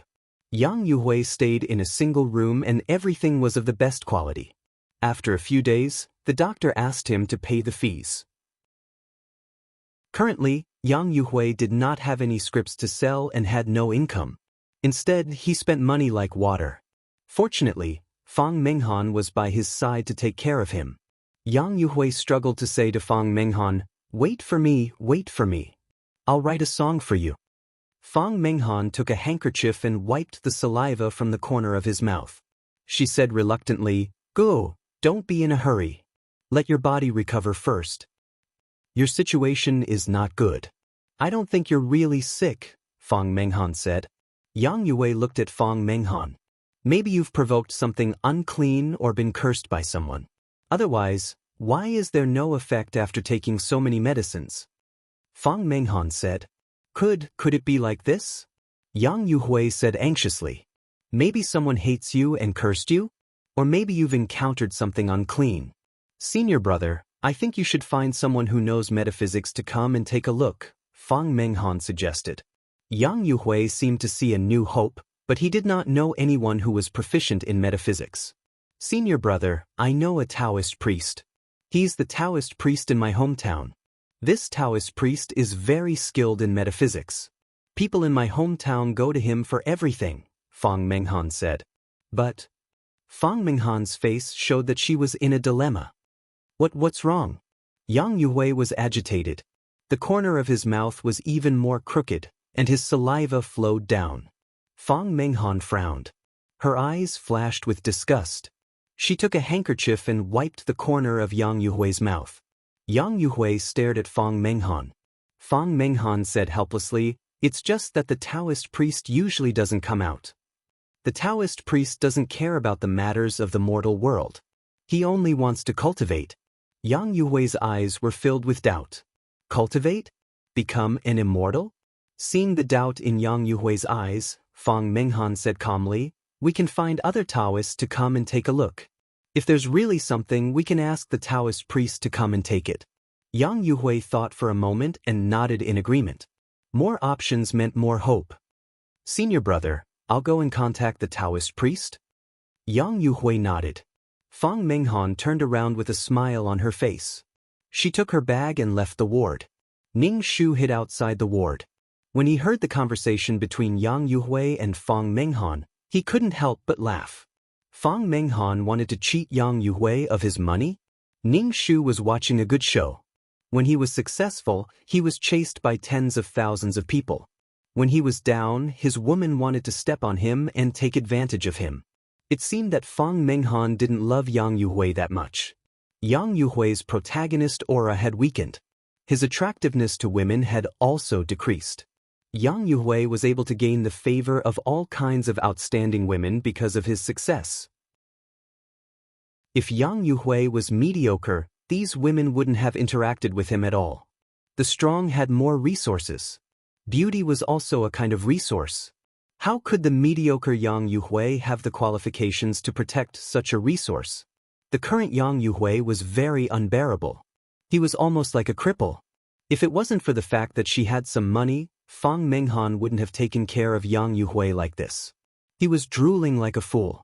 He couldn't even go to the toilet by himself. The glow on Yang Yuhui's body was getting weaker and weaker. Fang Menghan found a Taoist priest in a Taoist robe. When he walked into the ward, the Taoist priest's expression changed drastically. It was as if he had seen something terrifying. Ning Shu found it funny. If he wasn't wearing a Taoist robe, then he was a Taoist priest. Looking at the Taoist robe, Ning Shu suddenly thought of old man Tao Cheng. Only someone like that old man was qualified to be called a Taoist priest. The Taoist priest took a horsetail whisk and shook it violently in front of Yang Yuhui. He acted as a smokescreen and said with a deep expression, "There is a very powerful thing following you. This thing is absorbing your essence. Moreover, it will make everything difficult for you. Your life should have been smooth sailing. You should be rich and powerful. Because this thing is following you, it will affect your destiny." The Taoist priest made up a bunch of nonsense. However, Yang Yuhui believed it. He had the system. The system could search for a lot of things. These things were all wealth. There was really something following him. Chapter 8:32. Yang Yuhui was confused by the words of the Taoist priest that Fang Menghan found. Most of the people in the entertainment industry believed in fate. Some people were so popular that they were purple, and some people died without making a name for themselves. Yang Yuhui had been in the entertainment industry for most of his life. He had seen some celebrities who would even raise ghosts in order to become famous. Yang Yuhui didn't know if it was a psychological effect, but he felt a chill all over his body. It was as if a pair of eyes were looking at him from a place that he couldn't see. Yang Yuhui's heart was in a mess. Everything was going wrong for him. "Taoist priest, what should we do? Can you get rid of the thing that is entangling senior brother?" Fang Menghan anxiously asked the Taoist priest. The Taoist priest shook his head. "My cultivation is too shallow. This thing is too powerful. I can't deal with it. I might even anger it. Everyone will be in danger. I'll take my leave first." The Taoist priest hurriedly ran away as if he was running for his life. Yang Yuhui was anxious. He looked at Fang Menghan. The corner of his mouth was crooked, and saliva flowed out. Fang Menghan wiped the corner of his mouth with a handkerchief. She looked a little scared. Senior brother really has that thing following him. What should we do now? Go and find a Taoist priest. Yang Yuhui said with difficulty. Fang Menghan shook her head. That Taoist priest won't come out easily. I'll call my parents and ask them. Yang Yuhui quickly nodded. Ning Shu just watched the situation develop indifferently. If Yang Yuhui was cheated of his money by Fang Menghan, his luck would be even lower. Fang Menghan didn't invite a Taoist priest from her hometown. The fake Taoist priest kept saying that he didn't want to get involved in karma. Especially since the thing following Yang Yuhui was too powerful, he just wanted to make Yang Yuhui feel fear. She invited him several times, but he didn't come. The same thing was repeatedly mentioned, which deepened the impression in her heart. Especially when others were scared. After a long time, she started to believe that it was true. Moreover, she would magnify it infinitely in her heart. Yang Yuhui thought about how everything was going wrong for him. He felt more and more that there was something around him. Yang Yuhui couldn't eat or sleep well. He had become thin. No matter how Fang Menghan asked the Taoist priest to come out of the mountain, the Taoist priest refused to come. Yang Yuhui said directly, "What? What conditions? I'll agree to them." Fang Menghan said to Yang Yuhui, "Why don't I go home and ask you to come here personally? It's not sincere enough over the phone." Yang Yuhui was eager to change the current situation, so he naturally agreed with Fang Menghan's words. Fang Menghan packed her luggage and left on the same day after buying a train ticket. She didn't come back until a few days later. When she came back, she was accompanied by an old Taoist with a head full of silver hair and a beard that reached his heart. He gave off a sage-like vibe. Since it was forbidden in the hospital, Yang Yuhui could only leave the hospital and return to his room. The old Taoist checked Yang Yuhui's house and blabbered a bunch of things. The feng shui of the house was not good. The white tiger gathered evil spirits and the house was filled with yang qi. If the light was too bright, it would make it difficult for the people living there to control their temper. Anyway, he said a lot of technical terms, which made Yang Yuhui stunned. Fang Menghan quickly asked, "Then what should we do now?" "It's better not to live in this house. Choose another room to live in," the old Taoist said while stroking his white beard. Yang Yuhui couldn't help but frown. He had spent a lot of money to buy this house. How could he not live in it? Money is just a worldly possession. If you still want to live in such a house because of money, you won't live long, the old Taoist said lightly when he saw Yang Yuhui's hesitation. Fang Menghan went to Yang Yuhui's side and persuaded, "Senior brother, you should listen to the old Taoist. You can sell this house." Yang Yuhui could only nod. The old Taoist began to perform the ritual. The scene was quite spectacular. Looking at the old Taoist's pale face, one could tell how difficult it was to fight the evil spirit. In the end, the old Taoist spat out a mouthful of blood and fainted. The old Taoist woke up and wanted to leave. He said that the evil spirit was too powerful and he couldn't deal with it. Yang Yuhui was even more anxious. He directly offered the old Taoist 200,000 yuan. As long as the old Taoist could deal with the evil spirit, he would pay 200,000 yuan. The old Taoist waved his hand without thinking. He packed up his things and left without looking back. Fang Menghan hurriedly chased after him and dragged him back. This time, Yang Yuhui gave him 1,000,000 yuan. The old Taoist sighed and said, "This thing is too powerful. Forgive me for not being able to do anything." The old Taoist turned and left again. Fang Menghan looked at Yang Yuhui helplessly. Yang Yuhui's mouth was crooked. He shouted to Fang Menghan, "Chase him." Fang Menghan chased after the old Taoist again. The old Taoist was a little impatient. "What? I said that I can't deal with this thing, so I can't." Yang Yuhui made up his mind. 5 million. Yang Yuhui's heart was bleeding. He wanted to save the money to make a movie. But with his current situation, writing a script and making a movie was a joke. "It's not a matter of money," the old Taoist said with a pale face. Fang Menghan cried and begged the old Taoist, "Please help my senior brother. He's a peerless genius. He shouldn't be like this. Please." Fang Minghan's words evoked Yang Yuhui's depression and panic. Yes, he was a person who wanted to start a big business. How could he be in such dire straits? How could he face the search system in his brain? Yang Yuhui added another $1,000,000. The total was 6,000,000 yuan. The old Taoist sighed and stayed in the house to recuperate. He said that he would talk about it after he recovered. The old Taoist made a talisman for Yang Yuhui to drink.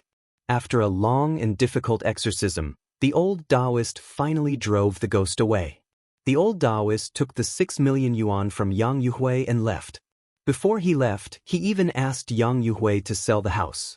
This house was really inauspicious. Yang Yuhui had been in the business for half of his life. He had plenty of real estate. He didn't listen to the old Taoist and sold the house. Instead, he rented a new house. With 6,000,000 yuan gone, Yang Yuhui's money was gone. Yang Yuhui's heart ached. But when he thought about how his body was going to recover soon, he would be able to earn back the money in the future. But when it was time for school to start, Yang Yuhui's crooked mouth still didn't change. Whenever he opened his mouth, saliva would drip down. Although the thin needle in his wrist had been removed, his hand was still weak. It wasn't convenient for him to do anything. Moreover, Fang Menghan didn't come to take care of him. He finally managed to call Fang Menghan. Fang Menghan apologized over the phone. She said that school had started and she had to go to class. She couldn't take care of Yang Yuhui. She asked Yang Yuhui to find a caretaker to take care of her.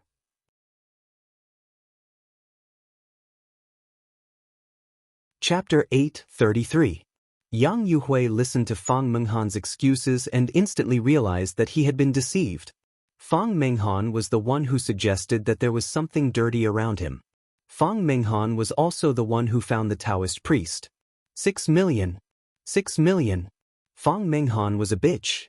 She had conspired with others to cheat him of his money. He had trusted her so much. It was not just 6,000,000. Fang Menghan must have embezzled the money when she sold the script. Yang Yuhui called her again, but he could not get through. Fang Menghan had blocked him. Yang Yuhui was so angry that his whole body trembled. The corner of his mouth was crooked, and he was drooling. In the end, he was so angry that his eyes rolled back and he fainted. When he woke up again, Yang Yuhui felt that half of his body was numb. He really had a stroke. Yang Yuhui could not figure out why he had become like this. He had become disabled and was betrayed by the woman he trusted. Women were not good people. When he was successful, she would come to him and do whatever he wanted. She was so cheap. Now that he was a little down, this woman turned her back on him. Catching ghosts was useless. Now that he could not move half of his body, Yang Yuhui could only go back to the hospital and continue his treatment. However, Fang Menghan had cheated so much money from him that Yang Yuhui did not have much money left. Every day, he spent money like water. Soon, there was not much money left in his bank account. Yang Yuhui could only sell his house. Now that Fang Menghan was not around to take care of him, Yang Yuhui was very inconvenient. The nurses could not take care of everything. Now, he had a chance to go abroad for treatment. As long as he was cured, he could make a comeback. Yang Yuhui sold a high-end apartment at a low price. Yang Yuhui took the money and went abroad for treatment. Yang Yuhui was also worried that his body would not recover and he would become a paralyzed person at a young age. If he could not be cured, the money would be enough for him to live for the rest of his life.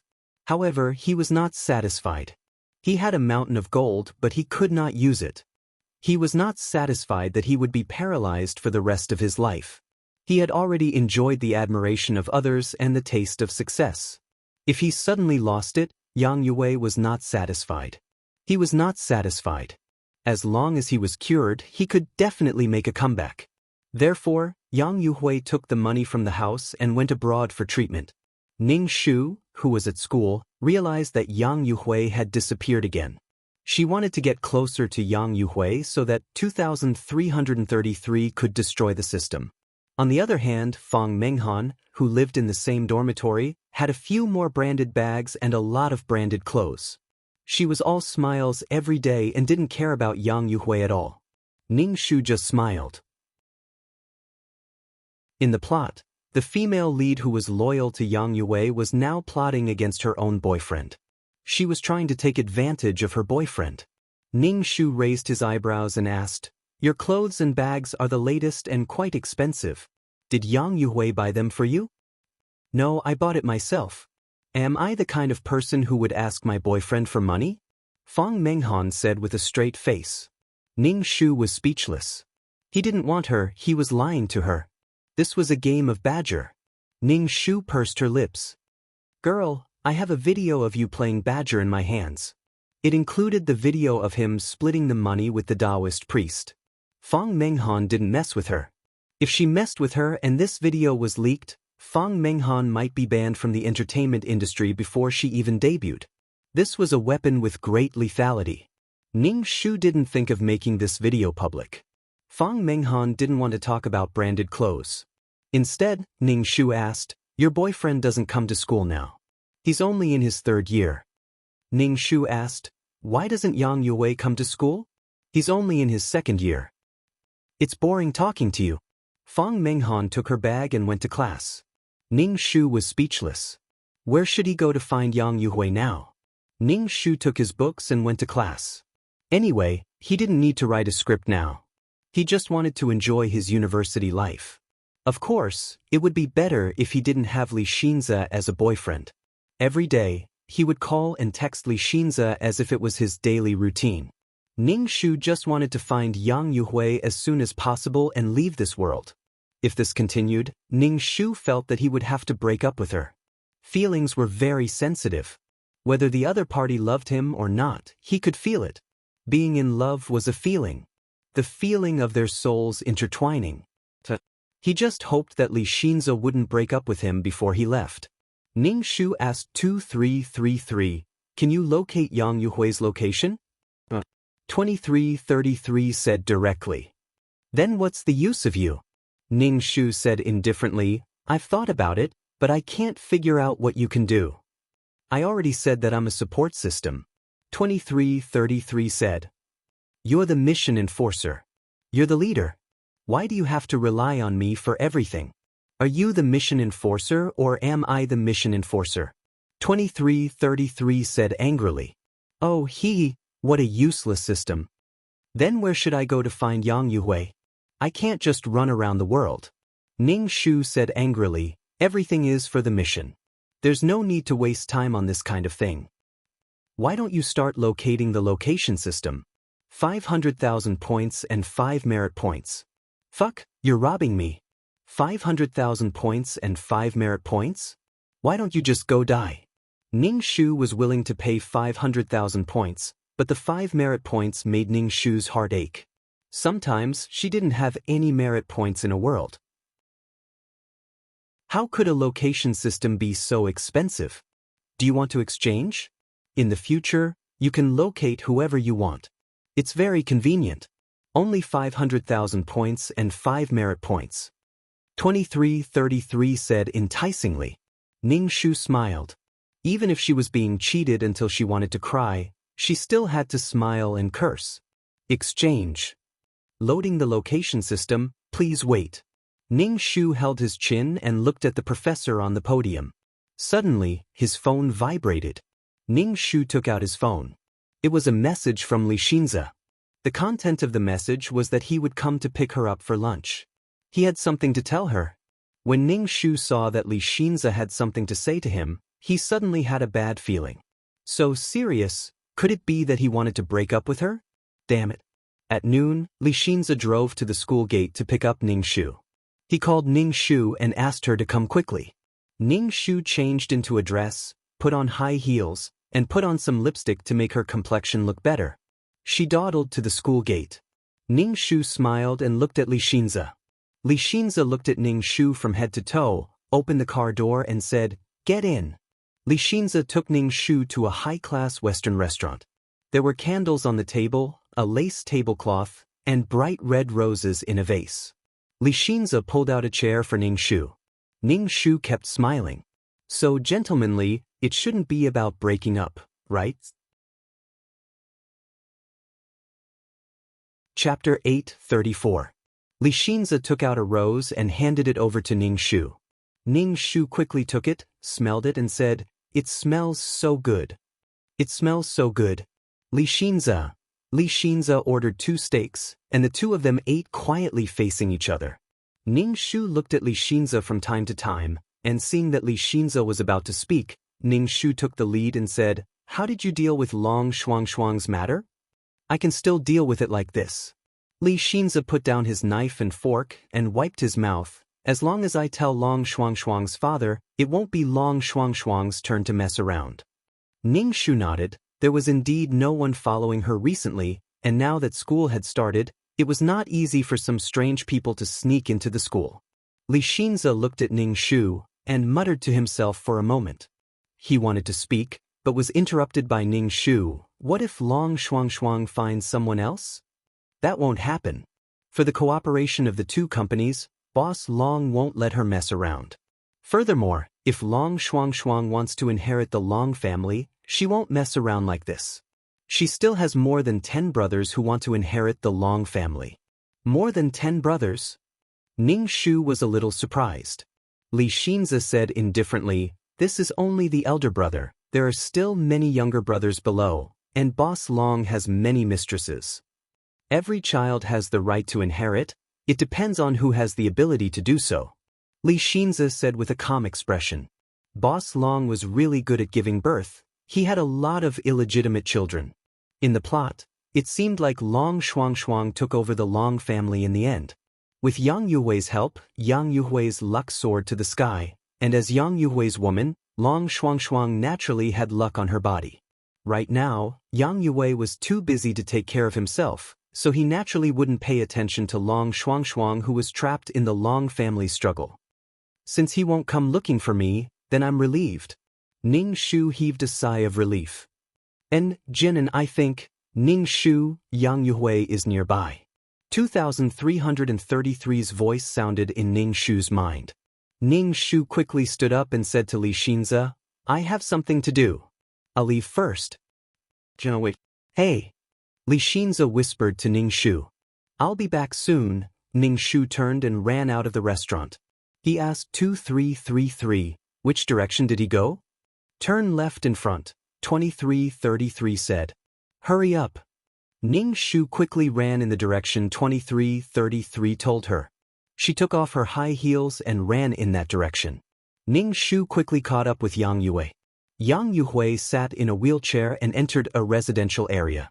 Because it was inconvenient for him to move around, Yang Yuhui's rented apartment was on the 1st floor.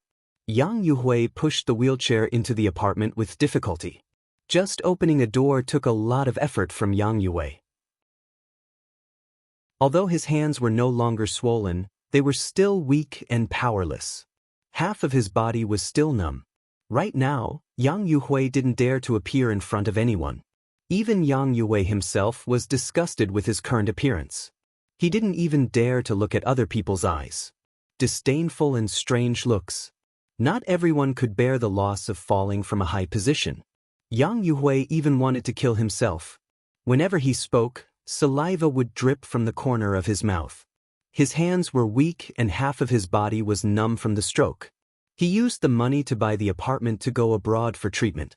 However, he didn't get any treatment at all. His symptoms didn't improve at all. Instead, he spent most of the money from the apartment. Yang Yuhui looked at his money flowing out. Every day, he took some pills with English words written on them. When he went to the toilet, his urine smelled of medicine. Even his sweat smelled of medicine. When the hospital asked Yang Yuhui to pay again, Yang Yuhui decisively left the hospital and returned to China. However, he didn't have much money left on him. Ning Shu looked at Yang Yuhui's back. Yang Yuhui used to have a feeling of lethargy. After all, he had lived for most of his life. In the past, when Yang Yuhui was successful, he felt mature and steady. However, now that he was at the bottom of his life, he felt like he had one foot in the grave. From his back, Ning Shu felt that Yang Yuhui was already 60 years old. After knowing where Yang Yuhui lived, Ning Shu was relieved. She didn't have to look for him all over the world. However, why was Yang Yuhui in a wheelchair? His hands might have some problems, but his legs were fine. Why was he in a wheelchair now? Thinking that Li Xinza was still waiting for her at the restaurant, Ning Shu quickly ran back to the restaurant door. She patted the dust off the soles of her feet and put on her high heels before pushing the door open. However, Li Xinza's seat was empty. She looked around the restaurant but didn't see Li Xinza. Li Xinza was gone. Ning Shu sighed and took out her phone to call Li Xinza. However, she couldn't get through. Li Xinza's phone was turned off. Ning Shu was speechless. He was angry again. If he was angry, then so be it. When the system left Yang Yuhui, her mission would be completed and she would leave this world. She would have nothing to do with Li Xinza. Ning Shu went back to school. She changed into a pair of jeans and a t-shirt. When she didn't have class, she went to Yang Yuhui's place to wait for the system to leave. Yang Yuhui basically didn't go out. The curtains in his room were closed during the day. There was no movement in the room at all. It was as if no one lived there. After waiting for a few days, Ning Shu was getting impatient. She couldn't help but ask 2333, "When can I leave?" For the past few days, Li Xinza had been texting her saying that he had something to tell her. She always said that she was busy and that she would talk about it in a few days. Ever since she left the restaurant, she and Li Xinza hadn't seen each other again. Ning Shu wanted to leave as soon as possible. This kind of relationship thing was really troublesome to deal with. How would I know when I'll leave? Just wait. 2333 said in a bad mood. Then she could wait. However, could Qin Jianan and Li Xinza's relationship wait? Why should she wait? Now Li Xinza wanted to break up with her. Ning Shu waited outside anxiously. In the room, Yang Yuhui was lying on the bed. The light in the room was very dim. Yang Yuhui's face was a little green. The corner of his mouth was crooked and saliva kept dripping down. Yang Yuhui took the handkerchief from the bedside and wiped his mouth. However, he was weak. This action seemed to have used up all his strength. Yang Yuhui's eyes were bright. He was searching for things in his mind. TV scripts, movie scripts, and all kinds of games. These were all treasures. These things could help him succeed. However, he couldn't take them out. Yang Yuhui didn't know where he went wrong. His rebirth life had become so unrecognizable and tragic. In his previous life, he was mediocre. He didn't do anything. He was like a dog that was ordered around by others. However, he was a perfect person. But after his rebirth, he had the system. He couldn't walk. His face was distorted and he couldn't even speak a complete sentence. He was supposed to be a successful person. A person who walked to the peak of life. Chapter 8:35. Yang Yuhui searched for things in the system over and over again. He watched all kinds of movies and TV series of that world in his mind and tried to figure them out over and over again. When his body recovered, he would be able to make amazing movies and TV series. He could still be successful. Yang Yuhui searched for successful business cases in that world. In the future, he would definitely start his own company. With such good resources, he would not sell them to others. How did it disappear? Yang Yuhui was shocked. His face was trembling, the corners of his mouth were crooked, and his saliva was dripping onto his clothes. But Yang Yuhui did not care at all. He closed his eyes, and his temples were throbbing. When he opened his eyes, his eyeballs were bloodshot. No, it can't be. Yang Yuhui's expression was extremely shocked. The system in his mind was gone. In the past, when he searched for something, the content would appear clearly in his mind. But now, his mind was blank. There was no content. No, Yang Yuhui hugged his head as he collapsed. His system was gone. Without his system, how was he going to turn the situation around? Because of the system, Yang Yuhui was able to survive. It was all his hope. But now that the system was gone, his hope was shattered. There was no chance for him to make a comeback. How could this be? This was impossible. How could the system disappear? How could the system abandon him? Yes, abandoned. Yang Yuhui felt like he was abandoned. Abandoned by the whole world. Yang Yuhui fell off the bed and could not get up. His body spasmed and white foam came out of his mouth. Yang Yuhui's pupils dilated. He had not made a name for himself, and the system disappeared. Why? Yang Yuhui's body spasmed more and more. His face twisted even more because of it. Ning Shu, who was guarding outside, heard 2333's excited voice. It's gone. Ning Shu was suddenly energized. What should I do? It's none of your business. 2333 did not say anything else after that. There was a faint sound that sounded like a ripple in the air, as if something had exploded. Ning Shu felt his eardrums were very uncomfortable, and goosebumps appeared all over his body. After a while, 2333 said, It's done. This system is a kind of data. Is it useful to you? Ning Shu asked. 2333 was silent for a while before he said, You can optimize my data. I am now a beginner system. There are still intermediate and advanced systems above that, and then there is the super AI. Your system has levels? Ning Shu asked in surprise. He had never heard 2333 mention this before. If you can level up, so can we. 2333 said. Then how can you level up? Ning Shu asked. 2333 said, You need to continuously optimize the complete data. You need luck. Ning Shu did not know how the system should evolve. It was not that the system would evolve with her. Ning Shu felt another layer of pressure on her. Now that he had leveled up, 2333 should have leveled up as well. He had become a high-level mission giver, a super mission giver, but 2333 was still a basic support system. It was too embarrassing. Then, did you get the luck that the system collected? Ning Shu asked. The system robbed the host of the luck and the rules of heaven and earth. Since 2333 destroyed the system's things should be his. Yes, the luck and the rules of heaven and earth are all mine. 2333 said happily. Why isn't it mine? Ning Shu was unconvinced. It's all data. Can you use it? 2333 said, This is between us systems. It has nothing to do with you. Ning Shu. Now that the problem with the system had been solved, Ning Shu turned around and went back to school. After washing up, she lay on the bed and slept comfortably. The problem was finally solved. Yang Yuhui's condition could not be improved. His parents came to take care of the withdrawal procedures and brought the paralyzed Yang Yuhui home. The school was saying that Yang Yuhui had offended someone in the underworld and had his leg chopped off. There were all kinds of rumors. Yang Yuhui had written the lyrics and script. He was a famous person in school. He rose quickly, but fell like a meteor. After that, Yang Yuhui never showed up at school again. Fang Menghan sighed heavily. Now that Yang Yuhui had left, he did not ask her why she lied to him. It meant that Yang Yuhui had not recovered from his illness and could not speak well. She got a few million for free. Amitba. Fang Menghan completely forgot about Yang Yuhui. Now, there were already management companies that wanted her to be a star. Plus, Yang Yuhui had written a few songs for her. She already had some fans. It would be easy for her to debut. Anyway, Fang Menghan was very proud of her success. Ning Shu just looked at her and didn't say anything. Fang Menghan, Long Shuangshuang, and Yang Yuhui's other women. Without Yang Yuhui, their fates would be different.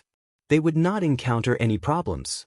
Yang Yuhui was like a superhuman who saved them from danger. Those who should be married would be married. Those who should be framed by their siblings would be framed. Those who should be in the entertainment group would be struggling. Although Fang Menghan was proud now, Fang Menghan would never be able to climb to the status she had in her previous life. Without Yang Yuhui as a protective umbrella, Fang Menghan would have to pay a heavy price in the chaotic entertainment circle. Moreover, she had the evidence of Fang Menghan's fraud in her hands. In the storyline, she was loyal to Yang Yuhui and tolerated Li Xinze having so many women because of Yang Yuhui's godlike status in the entertainment circle. No one was more powerful than Yang Yuhui. Fang Menghan was good at currying favor. With Li Xinze's status in the entertainment circle, he would definitely stick to her. With this in hand, when Chen Jianan came back, she would have enough confidence to face Fang Menghan. Mission completed. Do you want to leave the mission world? 2333's voice sounded. Go, go, go, go quickly. Ning Shu hurriedly said. She really could not hold on anymore. As for Qin Jinan's boyfriend, let her worry about it. In the storyline, they could support each other under such difficult conditions. This kind of love would not disappear so easily. Ning Shu felt dizzy. When she opened her eyes again, she was already in the system space. Seeing the familiar furnishings, Ning Shu let out a long breath and wiped the non-existent sweat on her head.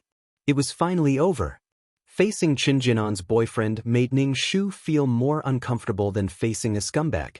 She would rather face a scumbag than face this kind of person who loved her so much. Every move she made was full of flaws. Ning Shu sat cross-legged on the sofa and silently chanted the clear heart mantra in her heart. Then she began to cultivate the peerless martial arts and absorb the spiritual energy in the system space to replenish her soul. Chapter 8:36. After finishing his training, Ning Shu felt refreshed and said to 2333, "Let's take a look at this mission." 2333's voice was very light, indicating that he had gained something from this mission. He seemed to be in a good mood. Ning Shu's status panel appeared in front of him. Number, 2333. Name, Ning Shu, Intermediate Mission Taker. Age, 27 points, 8153, 500, 000 Soul, 300 HP, 71 Wisdom, 254 Charm, 10 Luck, 84 MP, 160 Faith, 1814600 Martial Strength, 172 Qualifications, 79 Merit, 10050-5 Skills. 5th Ring Shooting Technique, Trash Fighting Technique, Beginner Martial Arts, Beginner Poison Technique, Beginner Business Management Knowledge, Beginner Code Programming, Beginner Lawyer Skill, Ghost Catching Skill. Honorary titles, Goddess of War, Selfless Ancestor Tools, Calm Aura, Faith Aura, Amulet 5, Upgraded Amulet Aura, Mother of the World, Queen's Blessing, Model Worker, Chen Shi's Blessing, Leader Aura, Grass Blessing, Best Friend, Miao Miao Miao's Blessing, Life-Saving Hand, Zhu Sunyang's Blessing, Fulfill Qin Jinan's Wish, Let Yang Yuhui have nothing and struggle in the mud forever. Mission completion, 100. Obtained 3. 5 million points, 65 attribute points, 600 faith, 500,000 GPS points, 5 merit points. Ning Shu held his face. What a surprise. 3. 5 million points and 65 attribute points. He thought that because of Li Xinze, the points and attribute points wouldn't be much. He didn't expect it to be more than the previous missions. Ning Shu grinned. Women were indeed petty. He suddenly felt that even if he broke up with Li Xinze, Qin Jinan wouldn't blame her. Chen Jianan was afraid that he would be intimate with her boyfriend. Oh, Ning Shu added the 65 attribute points to Soul, HP, Wisdom, Luck, and Martial Strength. Number, 2333. Name, Ning Shu, Intermediate Mission Taker. Age, 27 points, 11. 15 million Soul, 30010 HP, 7110 Wisdom, 25410 Charm, 10 Luck, 8,415 MP, 16010 Faith, 2,414 Combat Power, 17210 Aptitude, 79 Merit, 10045 Skills. 5th Ring Shooting Technique, Trash Fighting Technique, Beginner Level Peerless Martial Arts, Beginner Level Poison Technique, Beginner Level Business Management Knowledge, Beginner Level Code Programming, Beginner Level Lawyer Skills, Master Ghost Catching Skills. Honorary titles, Goddess of War, Selfless Ancestor Items, Calm Halo, Faith Halo, Amulet 5, Upgraded Amulet Halo, Mother of the World, Queen's Blessing, Model Worker, Chen Shi's Blessing, Leader Halo, Grass Blessing, Best Friend for a Lifetime, Miao Miao Miao's Blessing, Lifesaver, Zhu Sunyang's Blessing. After adding the attribute points, Ning Shu took out the ultimate martial art. There were many chi diagrams in the ultimate martial art. Many species appeared, and this time, there was even a picture of a human. There were stars, suns, moons, grass, trees, rivers, and all kinds of species in the book. A thought suddenly flashed through Ning Shu's mind. Would this book form a world? Ning Shu hurriedly asked 2333, "Do you think my ultimate martial art could form a world?" 2333 pondered for a moment, then said, "It might be possible, but I don't know when it will happen. The formation of a world requires many opportunities. If a book forms a world, how would this world operate? How would the laws of heaven and earth be established?" Ning Shu hugged the book. As long as there was a chance, it would be fine. Maybe in the future, he could find some treasure in the mission world that would help the book evolve into a world. If the ultimate martial art formed a world, this world would belong to her. When she was tired, she could go to the world for a vacation. It was simply too comfortable. Don't be so happy. Whether or not it can form a world is still not certain. 2333 said unhappily. Ning Shu didn't care. "I already have a good start. Take it slow and I will succeed." Ning Shu touched the book cover and placed it on the bookshelf. He couldn't help but lightly pat the book. "I will rely on you in the future." With a world that belonged to him, he had one more way out. He felt more secure in his heart when he had something that belonged to him. When his excited mood calmed down a little, Ning Shu sat comfortably on the sofa and said to 2333, "Let's see how Chen Jianan is doing when she returns." A screen appeared in front of Ning Shu. When Chen Jianan woke up, she was lying on the bed. Now that it was dawn, the phone on the bedside vibrated. It was a text message from Li Xinze. Li Xinze was waiting for Chen Jianan downstairs. Chen Jianan covered her mouth as tears came down. She changed her clothes and hurried downstairs. Chen Jianan rushed into Li Xinze's arms, and Li Xinze took 2 steps back. I miss you so much." Chen Jianan's voice choked, and her arms tightened. She hugged Li Xinze tightly. Li Xinze's expression was confused for a moment. Only then did he feel that the person hugging him was familiar, the person who loved him. Li Xinze then laughed out loud, hugged Chen Jianan, and stroked Chen Jianan's hair. "What's wrong? Why are you crying all of a sudden?" Li Xinze's voice was trembling as he looked at Chen Jianan. He scraped it inch by inch, very carefully. Chen Jianan wiped her tears. I miss you so much."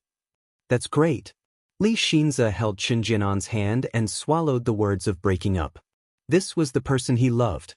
Chen Jianan looked at Li Xinze deeply. "You're great, really great." Their eyes met, and there was an indescribable affection. Li Xinze lowered his head and kissed Chen Jianan. Looking at the kissing couple on the screen, Ning Shu silently swallowed a mouthful of dog food. This was the right way to start a relationship. The couple, who hadn't seen each other for a long time, exploded with unprecedented sweetness. Ning Shu curled his lips as he watched. Chen Jianan used the summer vacation to take on roles. Because she had a boyfriend like Li Xinze, although Chen Jianan didn't become the female lead, she still had a lot of scenes. Chen Jianan slowly improved her acting skills, and the opportunities to appear in front of the audience increased. When Chen Jianan graduated, Li Xinze prepared a grand proposal for her. Such a grand scene, a prince, and a dreamy proposal. It was the lifelong wish of all women. Chen Jianan cried tears of joy, and Li Xinze put the ring on her index finger. The two of them hugged and kissed, beautiful and romantic. Ning Shu rolled his eyes, and silently swallowed some dog food. I wish you two happiness. The princess and prince will live happily together from now on. Chapter 837. A year after Chen Jianan graduated, she married Li Xinze. The wedding ceremony was very grand. All the political and business celebrities were present. It was a grand occasion. Just looking at it was enough to make people drunk, not to mention Chen Jianan, the female lead. Just this wedding alone was enough to make people talk about it. Yang Yuhui looked at the newlyweds on the television. They looked like they had walked out of a painting. Yang Yuhui drooled and made a chuckling sound. Yang Yuhui's eyes were fixed on the television. The two of them were together again. The wedding was even grander than in his previous life. And he was even worse than in his previous life. In his previous life, he was just a person doing odd jobs on the set. He had no right to attend Chen Jianan's wedding. This life was even worse than in his previous life. He was like a cripple who couldn't move at all. What was the point of his rebirth? God was playing with him, giving him a chance to prosper. He vowed solemnly and was full of confidence, but his hope was extinguished again. Studying until you're paralyzed. A sharp female voice came from outside the house. The whole family is scrimping to study. If you have the money, you might as well eat and drink. Look at how thin your family is. You spent so much money on a fool. Now you have to be supported for the rest of your life. You can't do anything and you're wasting food. When Yang Yuhui heard his sister-in-law's words, his face turned black. His mouth was crooked and his eyes were filled with disgust. He had also given his family more than 100,000 yuan. Why did they despise him for not being able to do anything? Yang Yuhui looked at his house. It was extremely shabby. The television was very small and the image was blurry. Yang Yuhui's eyes were filled with tears. Living like this was worse than death. But when he was really about to die, Yang Yuhui was terrified. He was reborn once. He didn't know if he could be reborn after death. Would this kind of thing happen to him again? If he could, Yang Yuhui wanted to return to the past. He wouldn't confess to Chen Jianan, who was like a plague. He wouldn't pass by an alley in the middle of the night and be harmed like this. Until now, Yang Yuhui didn't know who harmed him. He didn't even know who to hate. The heavens were unfair. That was why his rebirth was so tragic. Seeing Li Xinze and Chen Jianan get married, Yang Yuhui felt that all the tragic things in the world were concentrated on him. Chen Jianan and Li Xinze were in love during their honeymoon after their marriage. Chen Jianan wanted to continue acting after marriage, but Li Xinze hugged Chen Jianan from behind and said gently, "You just need to be a good Mrs. Li. I don't want you to suffer." Chen Jianan nodded sweetly. Everything in the house was tidied up nicely. From the selection of furniture to the arrangement of flowers, everything was done beautifully. She tried her best to make the house as warm and sweet as possible.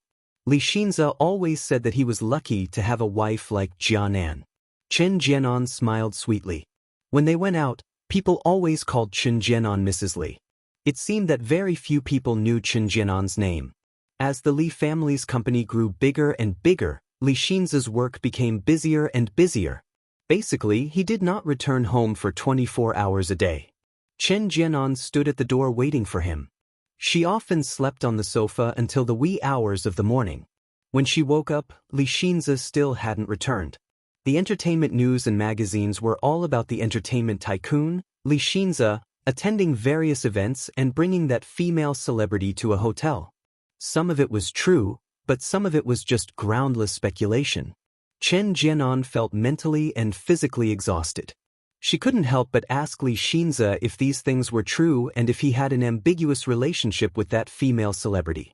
Li Xinze denied it flatly. It was just his job and he was just putting on a show. Li Xinze told Chen Jianan not to think too much. Chen Jianan didn't know whether to believe Li Xinze or not. The entertainment industry was complicated. Maybe a female celebrity wanted to get close to Li Xinze and deliberately made up such news. Chen Jianan loved Li Xinze. In addition, she and Li Xinze had a spectacular wedding. It was so dazzling and happy. Many women were envious. Chen Jianan didn't want her happiness to disappear like this. She had to pretend to be happy. Until Fang Menghan called to provoke her and said that she and Li Xinze were at a hotel. The hotel was obvious. When Chen Jianan rushed over, Fang Menghan and Li Xinze were hugging each other on the bed. The reporters who followed Chen Jianan took a big picture. Chen Jianan realized that she was being photographed by the reporters. She closed the door and isolated the reporters outside. Fang Menghan covered her body with the quilt and smiled proudly and provocatively. Li Xinze rubbed his forehead and said softly, "Jianan." But Chen Jianan asked. Li Xinze didn't say anything. "You are just an old woman," Fang Menghan said with a sneer. Chen Jianan directly pulled the quilt from Fang Menghan's body. Fang Menghan quickly covered her body with her hands. Chen Jianan grabbed Fang Menghan's hair and the two of them started to fight. Their faces were full of scratches. It was as if they were mortal enemies. They didn't hold back at all. "That's enough. Look at you. Chen Jianan, stop fighting." Li Xinze separated the two of them. Chen Jianan looked at Li Xinze and felt that the man in front of her had become a stranger. Their love in the past was gone. She stole my husband. I really want to strangle her, Chen Jianan said as she cried. If you don't know what's good for you, I will divorce you. I don't know what the headlines will be tomorrow, Li Xinzi said irritably as he rubbed his forehead. Ning Shu was speechless. Ning Shu was really hurt by the sudden turn of events. They were able to support each other when they were in trouble, but in peace, their hearts were gradually separated. Li Xinzi was a successful man in the entertainment industry. He was surrounded by beautiful women, and these beautiful women even took the initiative to offer themselves to him. The temptation was too great. Whether one could stay true to their heart depended on their will. Marriage was indeed the grave of love. The marriage between a princess and a prince might not be so happy. The prince would find a woman, and the princess would become a shrew. Chen Jianan used all her soul power to change her life, but she didn't expect that she and Li Xinzi would end up like this. The next day, the whole world was filled with news about Chen Jianan and Li Xinzi. The spectacular wedding of the century had become a joke. Fang Menghan even posted on Weibo that she and Li Xinzi were true love. They had liked each other since they were students, and Chen Jianan was the third party. Chen Jianan was so angry that her head was about to explode. She directly released a few videos. They were videos of Fang Menghan cheating Yang Yue. The limelight changed. Fang Menghan became a green tea bitch. There were even police reports. These were all past events. Fang Menghan didn't know where Chen Jianan got the videos. She only knew that she was finished. Chen Jianan won the battle. But when she looked at Li Xinzi's cold face, her heart turned cold. Chapter 8:38. This scene became more and more intense. In the end, Li Xinzi had to step in and withdraw. She was the main character. This feeling was really unbearable. Li Xinzi came home less and less. Their marriage existed in name only. In front of the media, Chen Jianan had to find an excuse for Li Xinzi to tell the outside world that their relationship was very good. Chen Jianan swallowed all the bitterness and cried night after night like a resentful wife. Chen Jianan looked at herself in the mirror. She used to be so beautiful, but now she was melancholy and resentful. The corners of her mouth were so heavy that she couldn't smile. Was she going to waste her time like this? Was she going to hate Li Xinzi like this? Was she going to tear apart countless women? It was too tiring. Chen Jianan tossed and turned for a few nights. After sorting out her emotions, she smiled and pushed the divorce agreement to Li Xinzi. Li Xinzi took a look and signed it. Seeing him sign it just like that, Chen Jianan's heart ached. Li Xinzi asked Chen Jianan, "What do you want? I can make it up to you." Chen Jianan shook her head and said no need. Chen Jianan took her suitcase and left. She bought a plane ticket that day and went abroad. Abroad, Chen Jianan lived in a small room. Before dawn, she would eat sandwiches and look for roles on set in Hollywood. As long as there was a film that needed a Chinese face, no matter the size of the role, Chen Jianan would act. The hanging wire left marks on Chen Jianan's body. It was so hard that she wouldn't feel sad and self-pity for this failed marriage. Gradually, Chen Jianan received more and more roles. Chen Jianan, who had experienced all kinds of hardships, became more dazzling. When she flipped her hair in front of the camera, she was so beautiful. Even if her face was covered in dust, she was still so beautiful when she held a gun and fought. Her soul-stirring beauty was not the beauty of the face. When time really passed, the pain was actually nothing. People grew up to forget the pain and live for themselves. There was no need to guess where her husband went today. She was not affected by the gossip magazines. Chen Jianan wore a dress that outlined her beautiful figure to the Oscars. On the red carpet, she met Li Xinzi. A female star held Li Xinzi's arm. The two of them looked at each other. Chen Jianan didn't look away. "How are you?"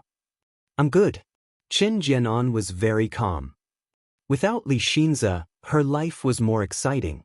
On the podium, Chen Jianan held the trophy and smiled brightly. Li Xinzi looked at Chen Jianan. Chen Jianan was so beautiful that it made his heart tremble. She was so mesmerizing. Li Xinzi stayed abroad and moved in next door to Chen Jianan. He tried his best to talk to Chen Jianan. Before dawn, he would run in front of Chen Jianan's door, hoping to meet Chen Jianan who was running. Chen Jianan just looked at Li Xinzi indifferently. The worst way to win a man's heart was to be completely obedient. The best way to deal with him was to keep him at arm's length. The best way was to ask for it but not get it. Men were just wretches. Even if Li Xinzi were to drink Chen Jianan's foot-washing water, Li Xinzi would probably drink it. In this lifetime, Chen Jianan would never marry Li Xinzi again. Once a person lost their respect and fear, they would not know how to cherish what they had. Li Xinzi's attentiveness didn't affect Chen Jianan at all. Too many outstanding men had made promises to her, but Chen Jianan wouldn't easily entrust herself to others and let others control her destiny. Li Xinzi's anxiousness had no effect on Chen Jianan at all.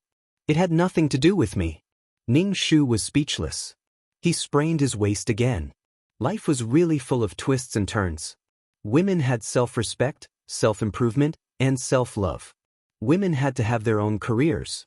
Only with an independent career could they have an independent personality and dignity. Don't put all your hopes on men. Love was a kind of chemical. After the chemical reaction, love would naturally disappear. How could one love a person deeply day and night without tiring? Ning Shu smacked his lips. Although this pair of true loves had separated, Chen Jianan's life could be considered a reversal. A woman's life wasn't just about marrying a good man. There were other kinds of success. Did a good man really exist? Ning Shu turned off the screen. He felt like he had watched a soul-stirring love story. No, the story of a woman's rise. If Ning Shu had to choose, he would rather live as a Chen Jianan with a free soul. Chen Jianan and Li Xinzi's marriage. From the beginning, Chen Jianan regressed and became a housewife dependent on Li Xinzi. It was a wrong beginning. Ning Shu let out a long breath. He moved his body and took a book from the bookshelf. He heard 2333 say, "Someone sent you a message." Ning Shu raised his eyebrows and opened the chat system. It was a message from number 696, whom he had met in the virtual space before. "There's a collapsed plane repair mission. Do you want to come?" Ning Shu replied, "I'm an intermediate mission. Can I participate?" Ding dong. A message came from the other side. "Yes, you can. Come to the trading hall in the virtual space for the details. The reward is very rich. There's a lot of merit points for repairing collapsed planes." Ning Shu thought about it. He had always been a solo player. It would be good to meet some people this time. Now he had 10 million points. With another 10 million points, he could be promoted to a high-level mission taker. He could go to a high-level plane to collect resources that could make his secret book grow into a plane. If he didn't know something, he could ask others. Every time he asked the silver-haired man, he would be slaughtered. Ning Shu asked 2333, "What's the danger of a collapsed plane? You want to do this kind of mission?"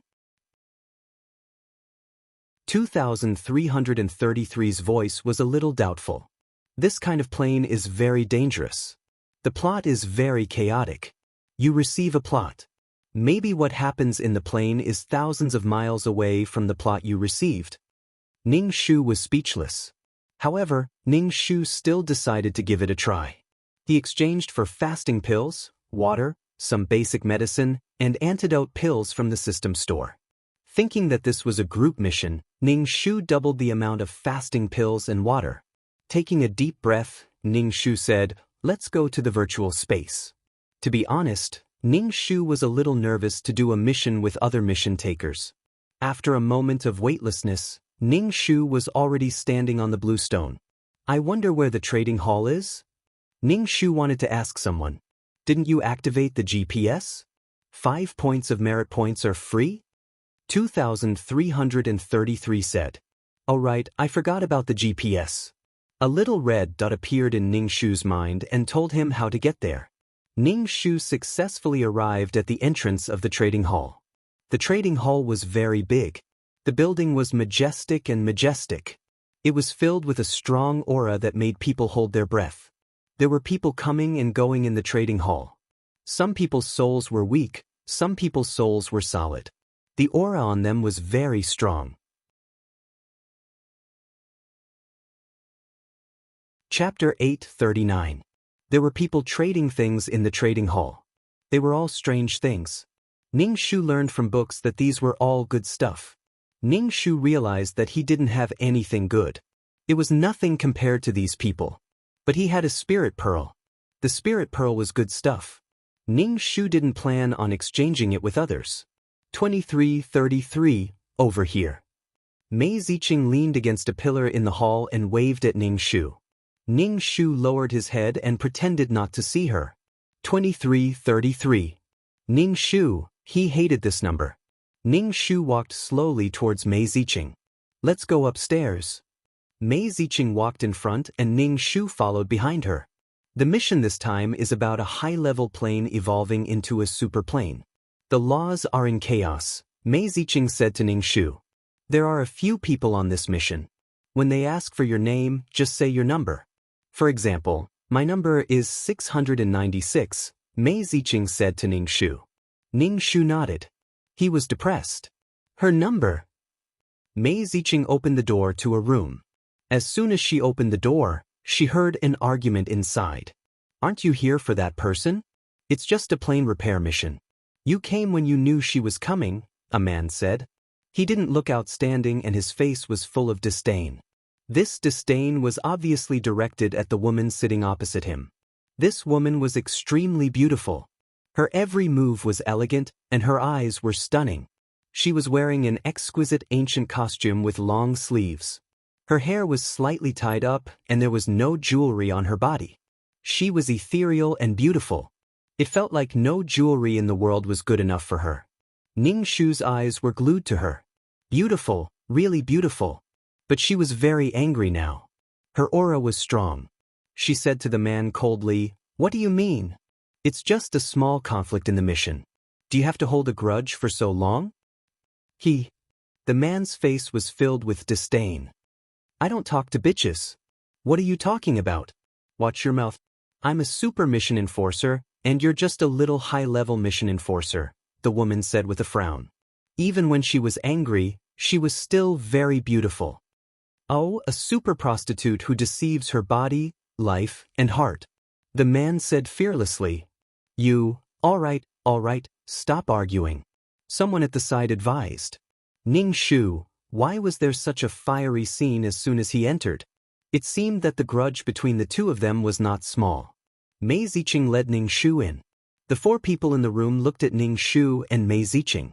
After looking around, Ning Shu's gaze finally stopped on a man.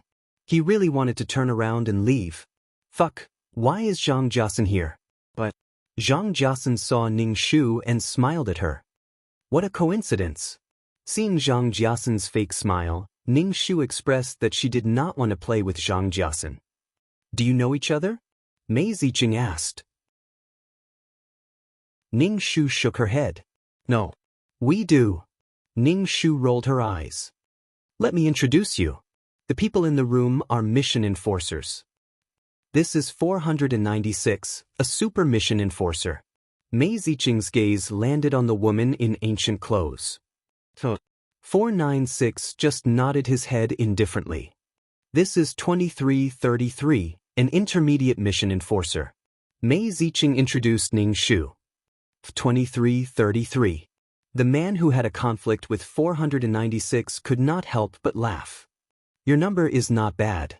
Ning Shu's mouth twitched. Thank you. If not for the fact that I can't beat you, I would have beaten you up long ago.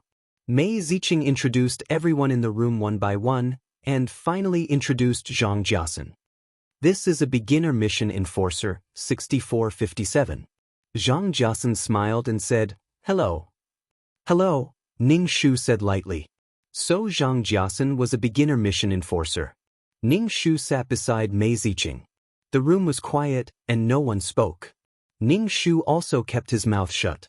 Feeling that someone was looking at him, he turned his head and saw Zhang Jiasen looking at him and winking. Ning Shu turned his head expressionlessly, ignoring Zhang Jiasen. He whispered to Mei Ziqing, Why can super mission enforcers and beginner mission enforcers participate in this mission? Actually, the roles are assigned differently. For example, if 496 went, she would be the main character, and we would all be supporting characters. According to the roles of the supporting characters, we would be assigned different levels. Ning Shu nodded. For someone like her, she was probably a passerby. Are we still waiting for someone? The atmosphere in the room was not good. Everyone was silent. How could they complete the mission with this kind of relationship? Yes, we are still missing one, Mei Ziqing said. Cut. The door handle turned. The female super mission enforcer was the first to stand up, staring at the door. The others also stood up. When Ning Shu saw that they had all stood up, she quickly stood up as well. The door slowly opened. A man in black stood in front of the door.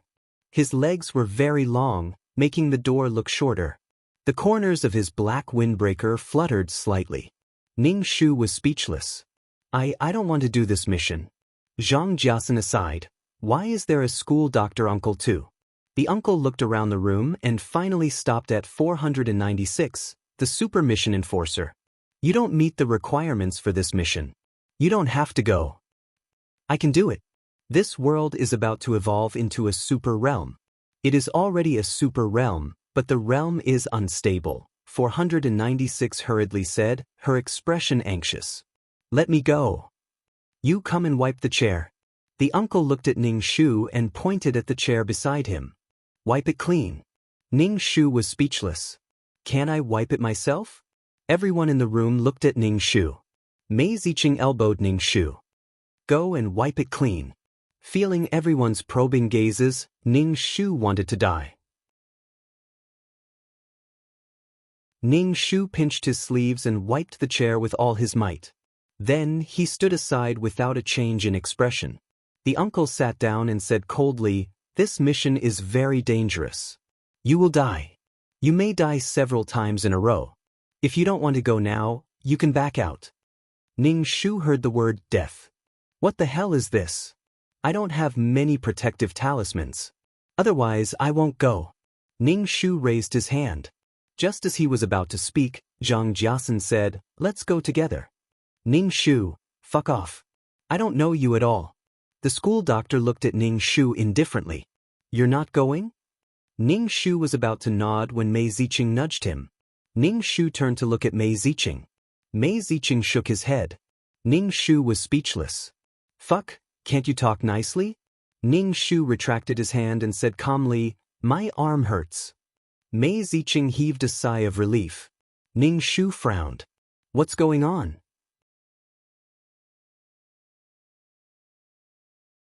Chapter 840. The super mission enforcer kept looking at Ning Shu, frowning. Ning Shu said, Do you not want to go? If you don't want to go, tell us now. We can find someone else. Could she really? Ning Shu was about to speak when Mei Ziqing poked her again. Ning Shu immediately said, I want to go. Don't force yourself if you don't want to go, the super mission enforcer said.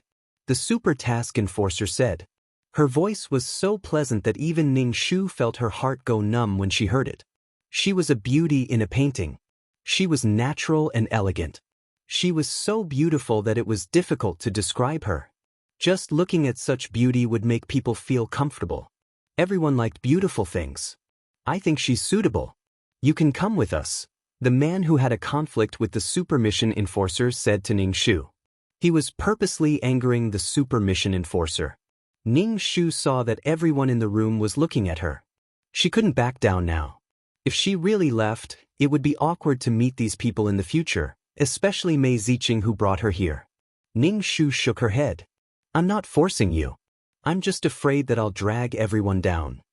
The uncle pushed up his gold-rimmed glasses. You deserve to be killed if you're not strong enough. Just worry about yourself. It has nothing to do with the others. Ning Shu, what did he mean?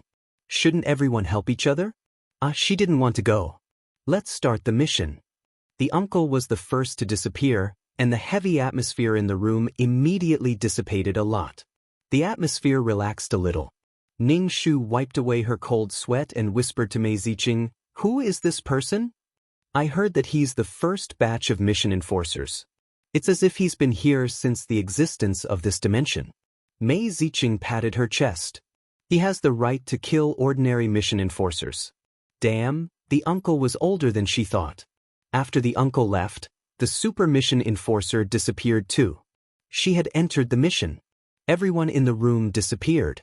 Mei Ziqing said, "You should enter the mission too." With that, Mei Ziqing disappeared. Only Ning Shu and Zhang Jiasun were left in the room. Zhang Jiasun asked, "Do you hate me?" Ning Shu nodded and said to 2333 in his mind, "Enter the quest." Ning Shu disappeared from the room. Zhang Jiasun pursed his lips and disappeared as well. The previously crowded room was now empty. Ning Shu felt that he was entering a body, but he couldn't fuse with it for a long time. This was the first time Ning Shu had encountered such a situation. After squeezing into his body with great difficulty, Ning Shu opened his eyes and saw the mottled ceiling. There were also some traces of water soaking. Ning Shu looked left and right. There were a few girls lying on the big Kong bed, sleeping soundly. Ning Shu couldn't help but wrap himself in the blanket. He felt the chill seeping into his bones and the howling cold wind outside the window. Ning Shu was shivering from the cold. He sniffled and began to accept the plot. This body was called Tang Shimin and she was a second-year student. She was a member of the Chinese Arts Society. During the winter break, more than 30 members of the Chinese Arts Society gathered together. They said that they were going to a remote mountain village. In the end, all of the students died mysteriously. Everyone died, but no one knew who the murderer was. Moreover, everyone seemed to be trapped here. After they died, everything would start over again, and then everyone would die again. Moreover, the way they died was different from the first time. The way they died was different every time. But they still couldn't find the murderer. No one knew who the murderer was. The second time, everyone died again. It was an endless loop, and they were trapped here. It was like a movie. It played over and over again, but the content was different. So the mission this time was to end this endless game of death. Ning Shu sniffled. She was thinking about who could be the murderer. The first person she suspected was the president of the Chinese Arts Society. Who would freeze someone to death in such a cold weather? There was snow everywhere. Why would he come to such a remote place to collect wind? Ning Shu was thinking in his heart. A girl sleeping next to him whispered to Ning Shu, "Is it a mission enforcer?" Ning Shu quickly replied. 696. Mei Ziqing said. 2333. Mei Ziqing smiled to Ning Shu. "The two of us are really fated." Ning Shu asked Mei Ziqing, "Have you accepted the plot? If we can't complete this mission, are we going to be stuck here forever?" "Yes, that's very likely." Mei Ziqing couldn't help but rub his forehead. Ning Shu had encountered such a situation before. Mu Yanluo, who was the female lead of the novel, had been reborn over and over again. She had been reborn 3 times. But in this farmhouse, she had to start over and over again. This is so dangerous. Ning Shu was a little apprehensive. She had almost been replaced by Mu Yanluo's reincarnation. Mei Ziqing sighed and whispered, "It can't be helped. I've been stuck as a high-level mission enforcer for a long time. This mission will give me a lot of merit points." Ning Shu was bitter. If she knew it would be so dangerous, she wouldn't have come. She was only a mid-level mission enforcer. She thought that it would be easier to complete a mission in a group. She didn't expect it to be like this. "Wake up for breakfast." There was a knock on the door, followed by a man's voice. Ning Shu couldn't help but wrap herself in the blanket. It was so cold to wake up. 2333, wake up. Don't be alone. Mei Ziqing said to Ning Shu and went to call the other students. Every time Ning Shu heard 2333, she felt helpless. It felt like she was calling the system in her head. "My body is called Tang Shimin." "I'm Li Yuan," Mei Ziqing said. "Wake them up." Ning Shu pushed the student next to her and sat up. She picked up the woolen sweater and down jacket on the blanket and put them on. Ning Shu was already dressed, but the girl next to her still didn't move.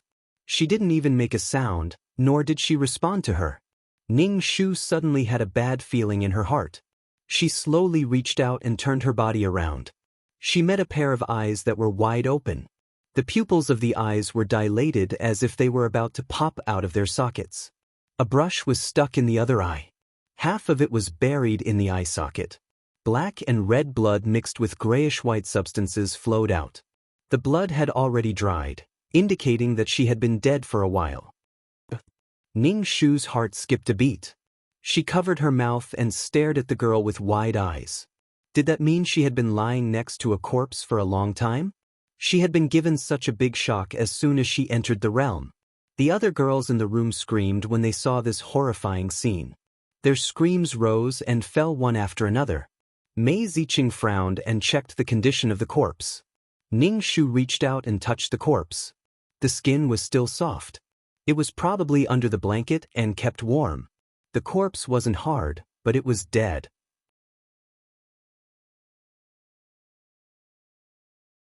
Chapter 841.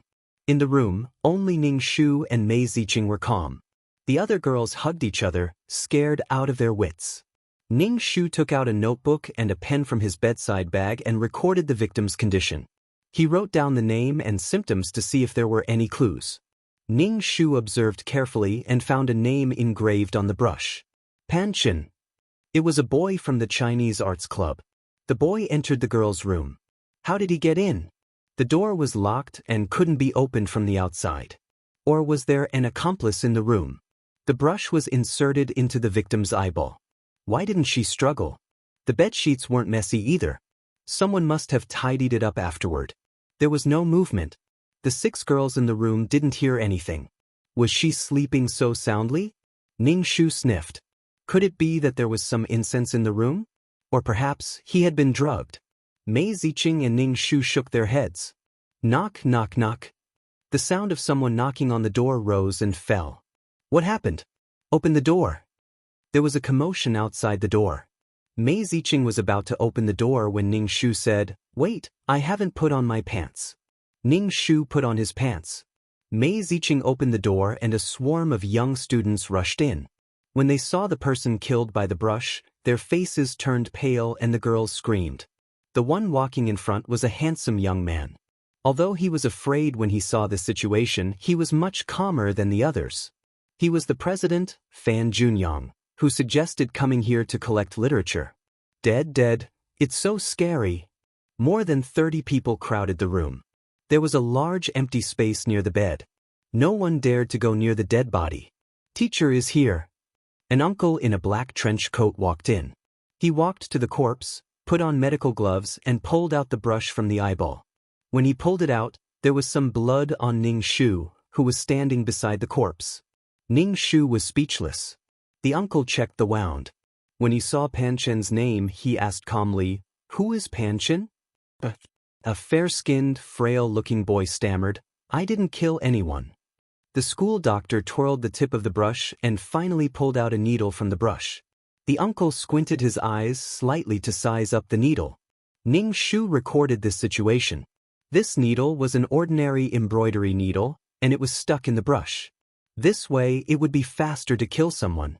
The uncle glanced at Ning Shu's book and didn't say anything. "I really didn't kill anyone, it wasn't me." Pan Chen hurriedly shook his head. "Everyone's painting tools are placed together. Anyone could have taken them, but only mine." Pan Chen's face was red as he tried to defend himself. He did not even dare to look at the corpse on the Kong bed. The uncle said indifferently, "Carry the body down there." When they heard that they had to move the body, everyone was so scared that they scrambled out of the room. "Move away," the uncle said to Ning Shu, who was about to run away. "I'm a girl, I can't move it," Ning Shu said. The uncle took off his blood-stained gloves and threw them out of the window. Then he turned around and left the room. Ning Shu was speechless. Why was she always the one who got hurt? Ning Shu carried the body down the stairs with difficulty. It was really scary to carry a dead person like this. Ning Shu had overestimated himself. This body did not practice any peerless martial arts, so it was not strong. When he carried it to the courtyard, he was so tired that he could not breathe. The snow on the ground was already up to his calves, and snow was falling from the sky. They could not walk at all, nor could they drive the car. Why did they have to court death? If they didn't court death, they wouldn't have died. He placed the body at the foot of the courtyard wall with difficulty. The girl was wearing thick silk pajamas. Her eye socket was black, and the other eye was wide open. It was very scary. Ning Shu thought about it and undid her clothes to check if there were any other wounds on her body. "Are you a pig?" The uncle's voice came from behind. "I only asked you to carry it down. I didn't ask you to carry it to the courtyard. The snow will cover the body. At least wait for me to dissect it before throwing it out." Ning Shu was speechless. Ning Shu was speechless. He was the one who did not make it clear. If he did not take the body out, did he have to keep it at home and sleep with it? Ning Shu carried the body on his shoulders and carried it into the living room. The living room was very simple. There was only one table, and the table was made up of a few pieces of wood. There were 4 benches and many people could not sit. They could only stand. When they saw Ning Shu carrying the body back, they said, "Don't put it here, we are scared." Many girls were so scared that they cried. Ning Shu could not even straighten his back. He carried more than 50 kilograms of body down the stairs, to the courtyard, and then back to the living room. It was very tiring. "Teacher, what should we do? Should we call the police?" Fan Junyang, the president of the Chinese Arts Society, said to the uncle. His face was pale, and his pupils were trembling. It was obvious that he was holding on. "The snow has sealed the mountain. Even if we call the police, they might not be able to get in. The signal here is not good. We can't even get through to the phone." A pretty girl said. She looked at the uncle and said, "Teacher, what do you think we should do?" The uncle pushed up his glasses and said, "Do you want me to feed you?" The girl's face turned red. She could not help but say, "Teacher, it's me." The uncle was expressionless. Ning Shu looked at the pretty girl. He guessed that she was the super mission enforcer. After entering this body, the body's aura and charm had increased by a lot. Many boys were looking at her, but she was looking at the school doctor. "Put the body on the table," the uncle said to Ning Shu. Ning Shu thought, "Why is it me again?" He treated a girl like a coolie. There were so many people in the room. How could he order her around? "Let me do it." A boy stood up and moved the body to the wooden table. "Thank you." Ning Shu thanked him. "You're welcome. We know each other." The boy smiled. Damn, it was definitely Zhang Jiasen. The uncle used a pair of medical scissors to cut off the clothes on the body, revealing the pale skin. The body was naked, revealing 2 lumps of flesh. Some of the boys could not help but blush. They slanted their eyes to take a peek. But it was another body. It was so embarrassing. The uncle held a silver scalpel and started to cut the skin from the chin. A straight line was drawn all the way to the crotch of the body. The uncle was wearing gloves. He used one hand to pull off the flesh on one side. With a tearing sound, the skin was peeled off. Red ribs with blood. The internal organs were clearly displayed in front of everyone. Everyone was speechless. Some of them were so scared that they ran upstairs and vomited. Ning Shu's eyelids were twitching. This guy was still so fierce. The others had entered other people's bodies. This guy actually appeared just like that. He even became a Chinese arts teacher. These club members were still convinced that this guy was a teacher. Which teacher would be so aggressive and not care about the students at all?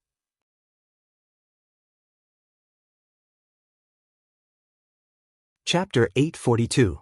Ning Shu watched silently as the uncle put on a pair of gloves and reached into his stomach. He cut open his stomach and examined it carefully. Ning Shu swallowed her saliva. She was not used to this. "Who do you think the murderer is?" Zhang Jiasen asked Ning Shu.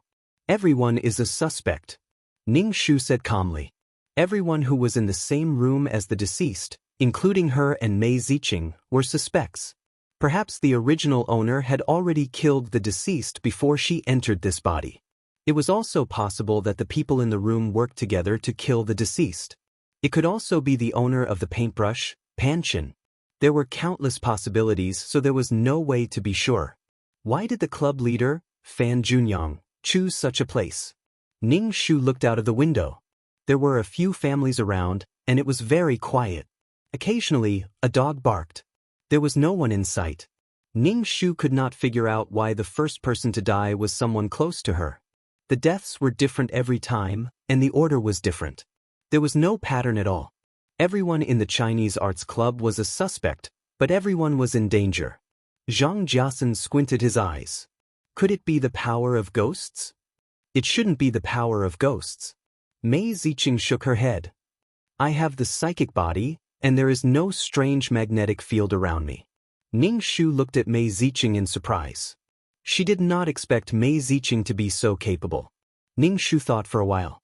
She picked up Zhang Jiasen's hand and pinched it. Her fingers were stained with blood. She chanted a spell and smeared the blood on her eyelids. TSK, your body isn't a virgin anymore. Ning Shu's expression was full of disdain, but she couldn't see anything. Ning Shu wiped the blood off her eyelids. The surroundings are very normal. These deaths were caused by someone. The uncle said calmly, "Throw the bodies out." The uncle took off his gloves and threw them on the bodies. Then, he took out the antiseptic spray and sprayed it on his hands. What's going on? An old woman came out from the room next to the central room. This old woman had a stooped figure, many age spots on her face, and snow-white hair.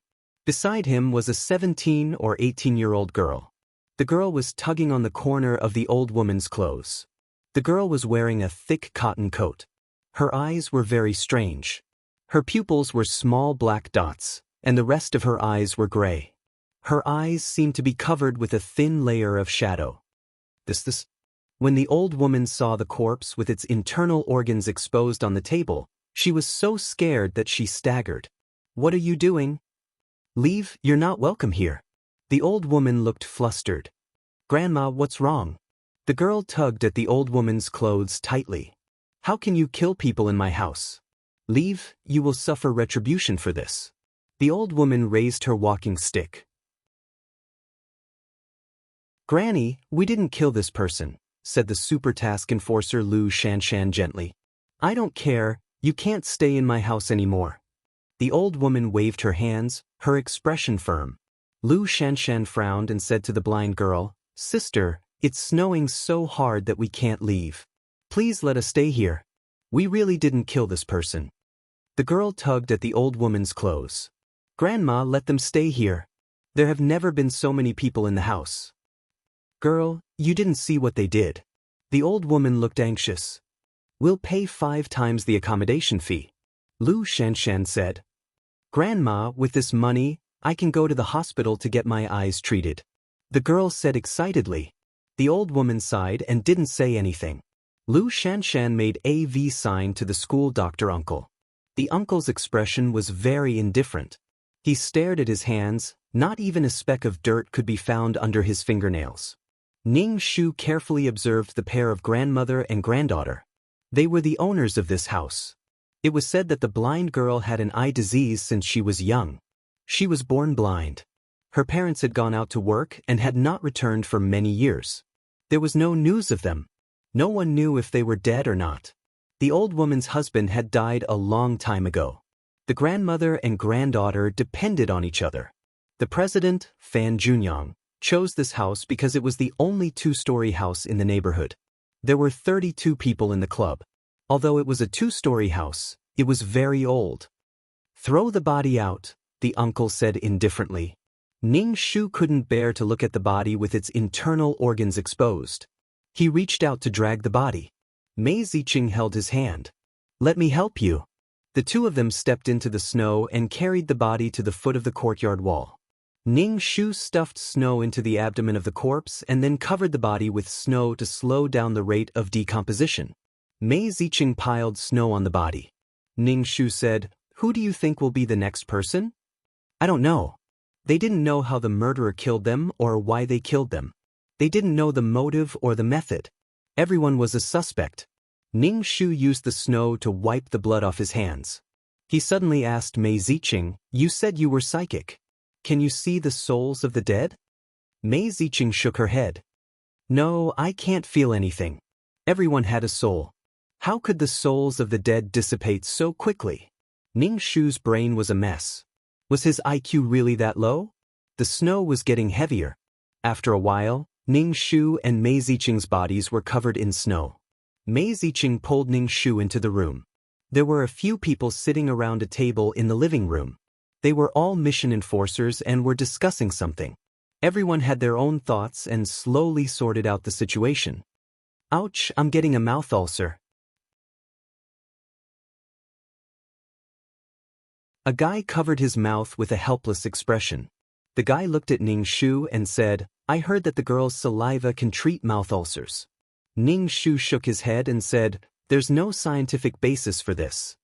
Why were they talking about this in such a serious situation? Lu Shanshan was obviously prettier. Why didn't they ask for Lu Shanshan's saliva but ask for hers? Was this body also pretty? Looking at his sloppy appearance, it was obvious that he was 795, who had insulted the super mission enforcers and called them super prostitutes. Give me some of your saliva, will you? It hurts so much. Just a touch of my tongue hurts, 795 said Ning Shu. Ning Shu was really annoyed.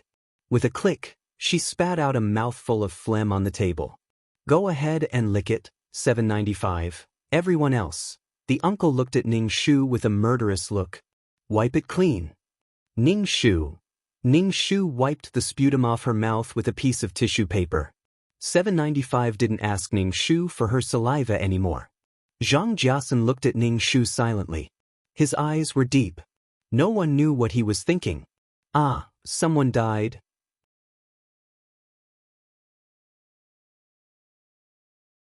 Chapter 843. A terrified scream came from outside the house. The few people in the house hurried out. This time, the corpse was in a simple toilet in the backyard. In rural areas, toilets were built in the backyard. A girl's face was pale and terrified. She vomited loudly. Ning Shu walked over and looked into the cesspool. She saw a corpse floating in the cesspool with its face facing upwards. Its face and head were covered in filth. Her face was twisted and her mouth was slightly open. There was dirty water in her mouth. Ning Shu felt his stomach churning. He wanted to vomit. She died in the cesspit. Ning Shu said, tell me the situation later. He turned and left. Lu Shanshan also left with her mouth covered. The other club members who rushed over vomited together. One person led a group of people to vomit. He had already died when he woke up in the morning. He hadn't even had a bite of breakfast. Now he was dead again. It was the same way. He had vomited until there was nothing left in his stomach. How did this happen? Fan Junyang scratched his head. His eyes were red. Fan Junyang was under a lot of pressure. These people were brought here by him. Now 2 of them had died. Was this the beginning or the end? 2 deaths in a row made everyone uneasy and afraid. A restless and tense feeling surged in everyone's heart. If there was any more commotion, they would lose control. Ning Shu used a piece of paper to block his nostrils. He poked the corpse with a tree branch and measured the depth of the cesspit. It wasn't very high. If she had fallen, she would have been able to stand up. She wouldn't have suffocated. Did someone hold her down and drown her in the cesspit? Or did they kill her first and throw her into the cesspit? There was no way to do an autopsy like this. Even a normal person wouldn't be able to stand it, let alone a misophobic uncle. Mei Ziqing frowned. No soul. If there was no soul, it meant that the person wasn't dead. If she was dead, then her soul must have dissipated. How did it dissipate so quickly? Zhang Jiasun squatted beside Ning Shu. He stared at the corpse in the cesspit and said, I still feel that this isn't a purely human action. An unnatural force. Ning Shu poked at the corpse. There were some clues on this person. Let's drag him up, Ning Shu said. Mei Ziqing's face was full of disdain. Don't. Ning Shu pushed the corpse in front of him and gripped the corpse's clothes. Suddenly, he felt a sticky sensation on his hands. Ning Shu felt extremely disgusted. He pulled the corpse up with all his might. Immediately, a foul smell of feces seeped into the snow. Zhang Jiasun and Mei Ziqing immediately distanced themselves from Ning Shu. Ning Shu rubbed his hands in the snow and picked up a branch to pull at the corpse's clothes. The chest and arms of the deceased had been bitten by something. There were deep scratches on them, and they were beyond recognition. There was a big hole in his chest, and his heart was gone. Ning Shu. Mei Ziqing hurried over. Your heart is gone? What kind of animal did this bite and scratch? Ning Shu looked at the bite and scratch marks. A dog, a large dog, Zhang Jiasen guessed. Ning Shu frowned. Being bitten like this, digging a big hole in the chest, and then digging out the heart, this was most painful. However, they did not hear anything at all. Moreover, this pair of grandfather and grandson did not have a dog. Where did the murderer find the time to commit the crime? Ning Shu couldn't help but feel dizzy. She was too dizzy. Ning Shu used the snow to bury the corpse. It was too disgusting and he did not want to look at it again. The central room was full of people. The moment Ning Shu walked in, he smelled feces. The uncle pointed at Ning Shu. "Stand at the door." "Ning Shu." "I have something to say," Ning Shu said. To be honest, his mysophobia was really annoying. There are scratches and bites on her body. She might have been bitten to death by an animal, Ning Shu said. "Where is the fatal wound?" "The heart is gone. Carnivorous ferocious beasts always attack the weak and vital parts." The uncle pointed at his neck with his slender fingers. "This is the most vital part. The heart is also protected by the chest. This place cannot be killed in a single move."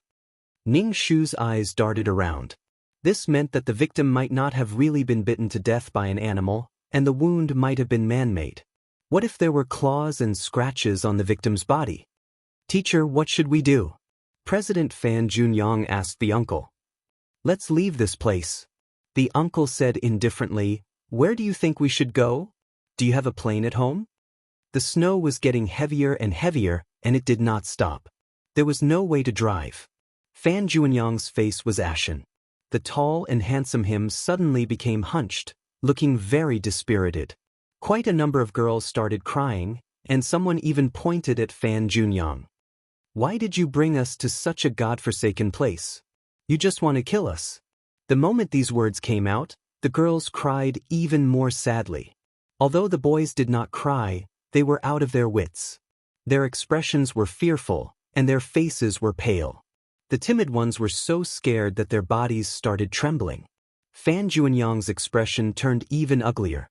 He could not help but say, "Pan Chen recommended me to come to this place." Everyone looked at Pan Chen. "I saw the news on the internet. It said that the scenery here is not bad, especially the snow in winter. You must be the murderer. Your name is on the brush, and you were the one who found this place." A girl pointed at Pan Chen. Pan Chen was a delicate and weak boy.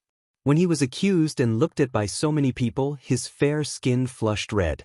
He hurriedly waved his hand and said in a panicked voice, "I didn't kill anyone. I really didn't kill anyone." The central room was filled with a suffocating atmosphere of panic. No one knew if there would be more deaths. Would it be the people around them who died, or would it be them? Grumble. Ning Shu's stomach growled. He had not eaten anything since he woke up in the morning, and he had been doing physical labor. Many people's stomachs also growled. Fan Junyang left the central room and went to the kitchen to look for the grandmother and granddaughter to make breakfast. After a while, the old woman made black steamed buns, some pickles, and cornmeal porridge. Everyone had porridge and a steamed bun, and there was nothing else. The food in the countryside was not good to begin with. In addition, it was winter, so there were not many vegetables. Moreover, there were not enough bowls and chopsticks. They had to wait for others to finish eating before washing the bowls and serving the porridge. Ning Shu had fished the body out of the manure pit, so no matter how he washed it, there was a stench. Ning Shu planned to go to the kitchen to get some ash to wash his hands. In this situation, he should have taken a bath. However, it was cold and the bathroom was drafty. It was simply freezing to death. Ning Shu walked into the kitchen and saw the blind girl sitting in front of the stove. Her eyes were blank, and her small pupils looked particularly strange. She touched the firewood beside her and stuffed it into the stove. Ning Shu pursed his lips and walked over. "I'll get some ash to wash my hands." Okay. Lon was stunned for a moment before saying, "There's ash in the stove next to it."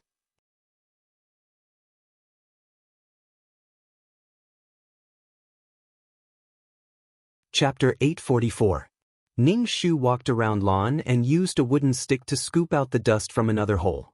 "This is for you." Lon passed the poker to Ning Shu. Ning Shu looked at the poker and then at Lan's face, which was illuminated by the fire. Ning Shu looked at the poker. Lan uneasily retracted her hand. Are you afraid of me? Ning Shu took the poker. Thank you.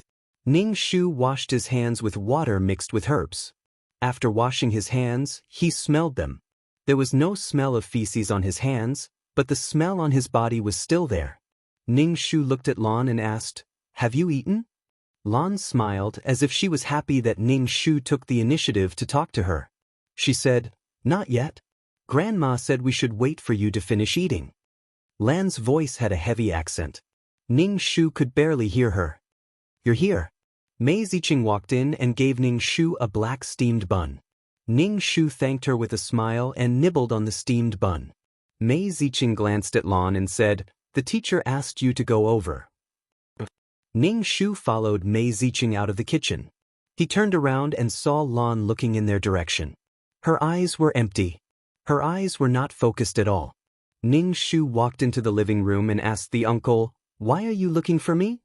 You'll be on night watch tonight, the uncle said. 2 people together. Who do you want to be with? Ning Shu was speechless. Nothing good came out of being called. Why didn't he ask her to eat? Ning Shu really wanted to spit on his face. I'll go with her. Mei Ziqing stood beside Ning Shu and said. Ning Shu was touched. He held Mei Ziqing's hand tightly. Sister, you're so cute. The uncle glanced at Ning Shu. However, Lu Shanshan said, When did you 2 become so close? It's not safe for 2 girls to keep watch at night. I'll keep watch tonight, Zhang Jiasan said. Ning Shu, no matter what Zhang Jiasan did or said, Ning Shu felt that he was up to no good. No need, just the 2 of us are enough. Ning Shu refused. The uncle said aloud, Try not to go out at night. Don't go out alone and give the murderer a chance. Yes, sir. As soon as the uncle spoke, these people were as obedient as primary school students. No one could skin them and cut their internal organs without batting an eyelid like their instructor. Ning Shu went upstairs to get a notebook. He recorded everything down and then slowly straightened it out. Ning Shu felt like his head was about to explode from this kind of test of intelligence. Seeing that the mission enforcers were all calm and composed, Ning Shu felt very flustered. An indescribable panic. His mind was in a daze. Fuck, it felt like his brain was on fire. Ning Shu climbed onto the bed and took out a notebook from the bedside bag. One of them was stabbed through the eye by a writing brush. There was an embroidery needle in the brush. They were all students. It was impossible for them to carry embroidery needles with them. Besides, these students couldn't mend their own clothes. Then the embroidery needle must have belonged to the old woman. If the wound on the other person was really like what the uncle said, and he wasn't bitten to death by an animal, then there must be a tool. Where was the tool hidden? No matter how he looked at it, it was a crime committed by someone familiar with this house. 2333, something happened again. Mei Ziqing walked in and said to Ning Shu with a bad expression. Ning Shu hurriedly got down from the bed and asked, Who is it? Panchen.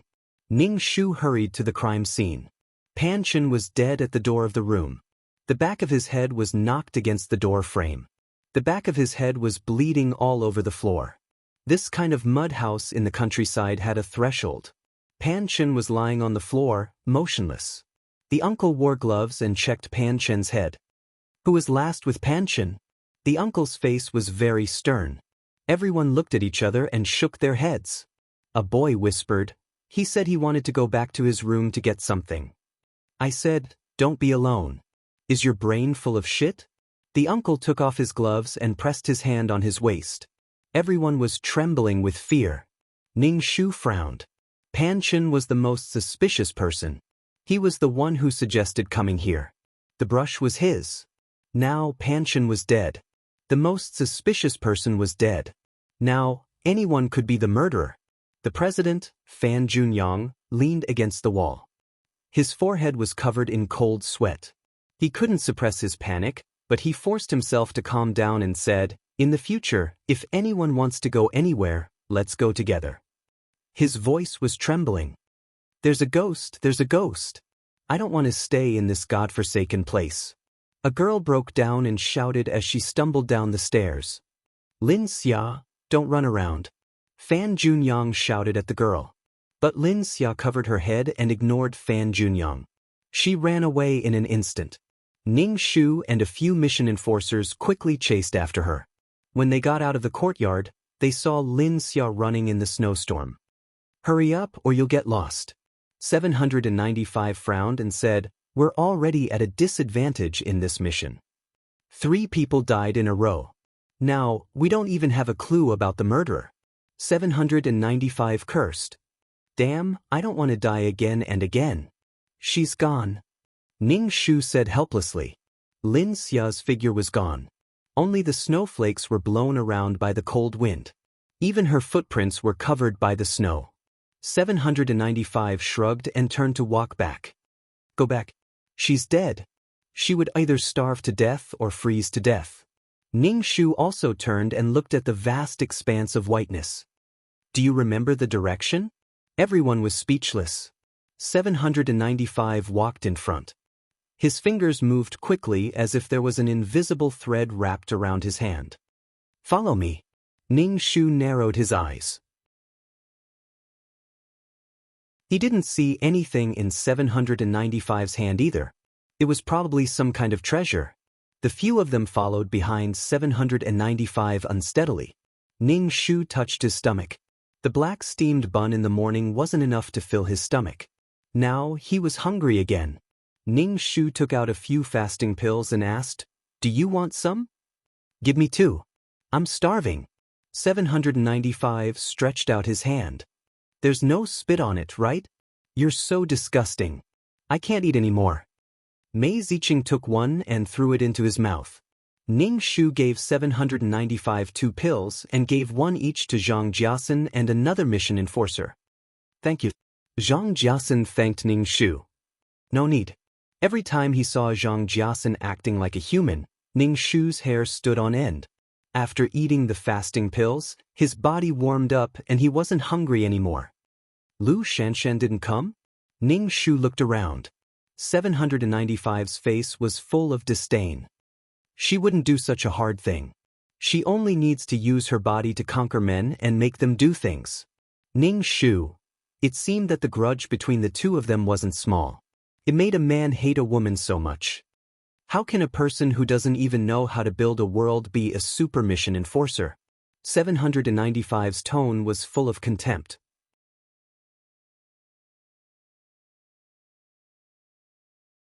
Chapter 845. Building a World?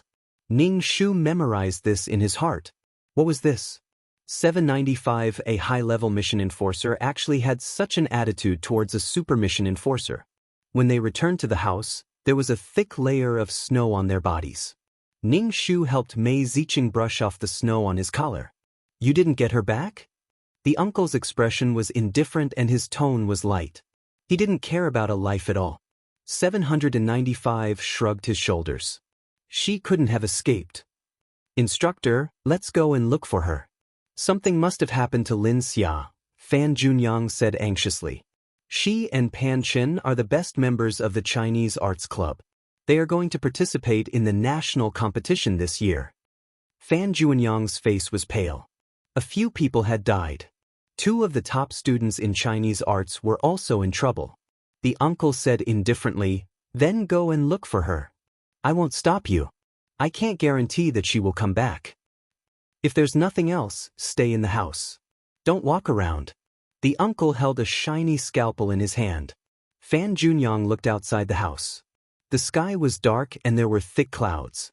Even if he didn't know the weather, he knew that the snow would get heavier. Instructor will stay with you, Fan Junyang said.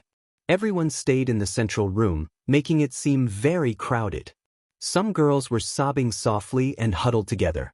Instructor, do you have any clues? Uncle Ning Shu asked. The uncle stared at the old woman who came in with a brazier. Lan was behind the old woman and tugging on her clothes. Did the uncle suspect the old woman and Lan? Take it out. The house is dirty with so many people. Don't bring the brazier in, the uncle said. Ning Shu was speechless. Damn, I thought the uncle suspected the old woman and her granddaughter to be the murderer. The central room is ventilated. The brazier will be warmer. The old woman put down the brazier and the charcoal crackled. Ning Shu's nose twitched and he smelled a refreshing aroma. It was the refreshing aroma of wood. He couldn't help but ask, "What is this? It smells so good." "This is fragrant twig wood. The wood has a fragrance," Lon said to Ning Shu, but she didn't look at Ning Shu. Her eyes were unfocused. Ning Shu sniffed carefully, but there didn't seem to be any strange smell.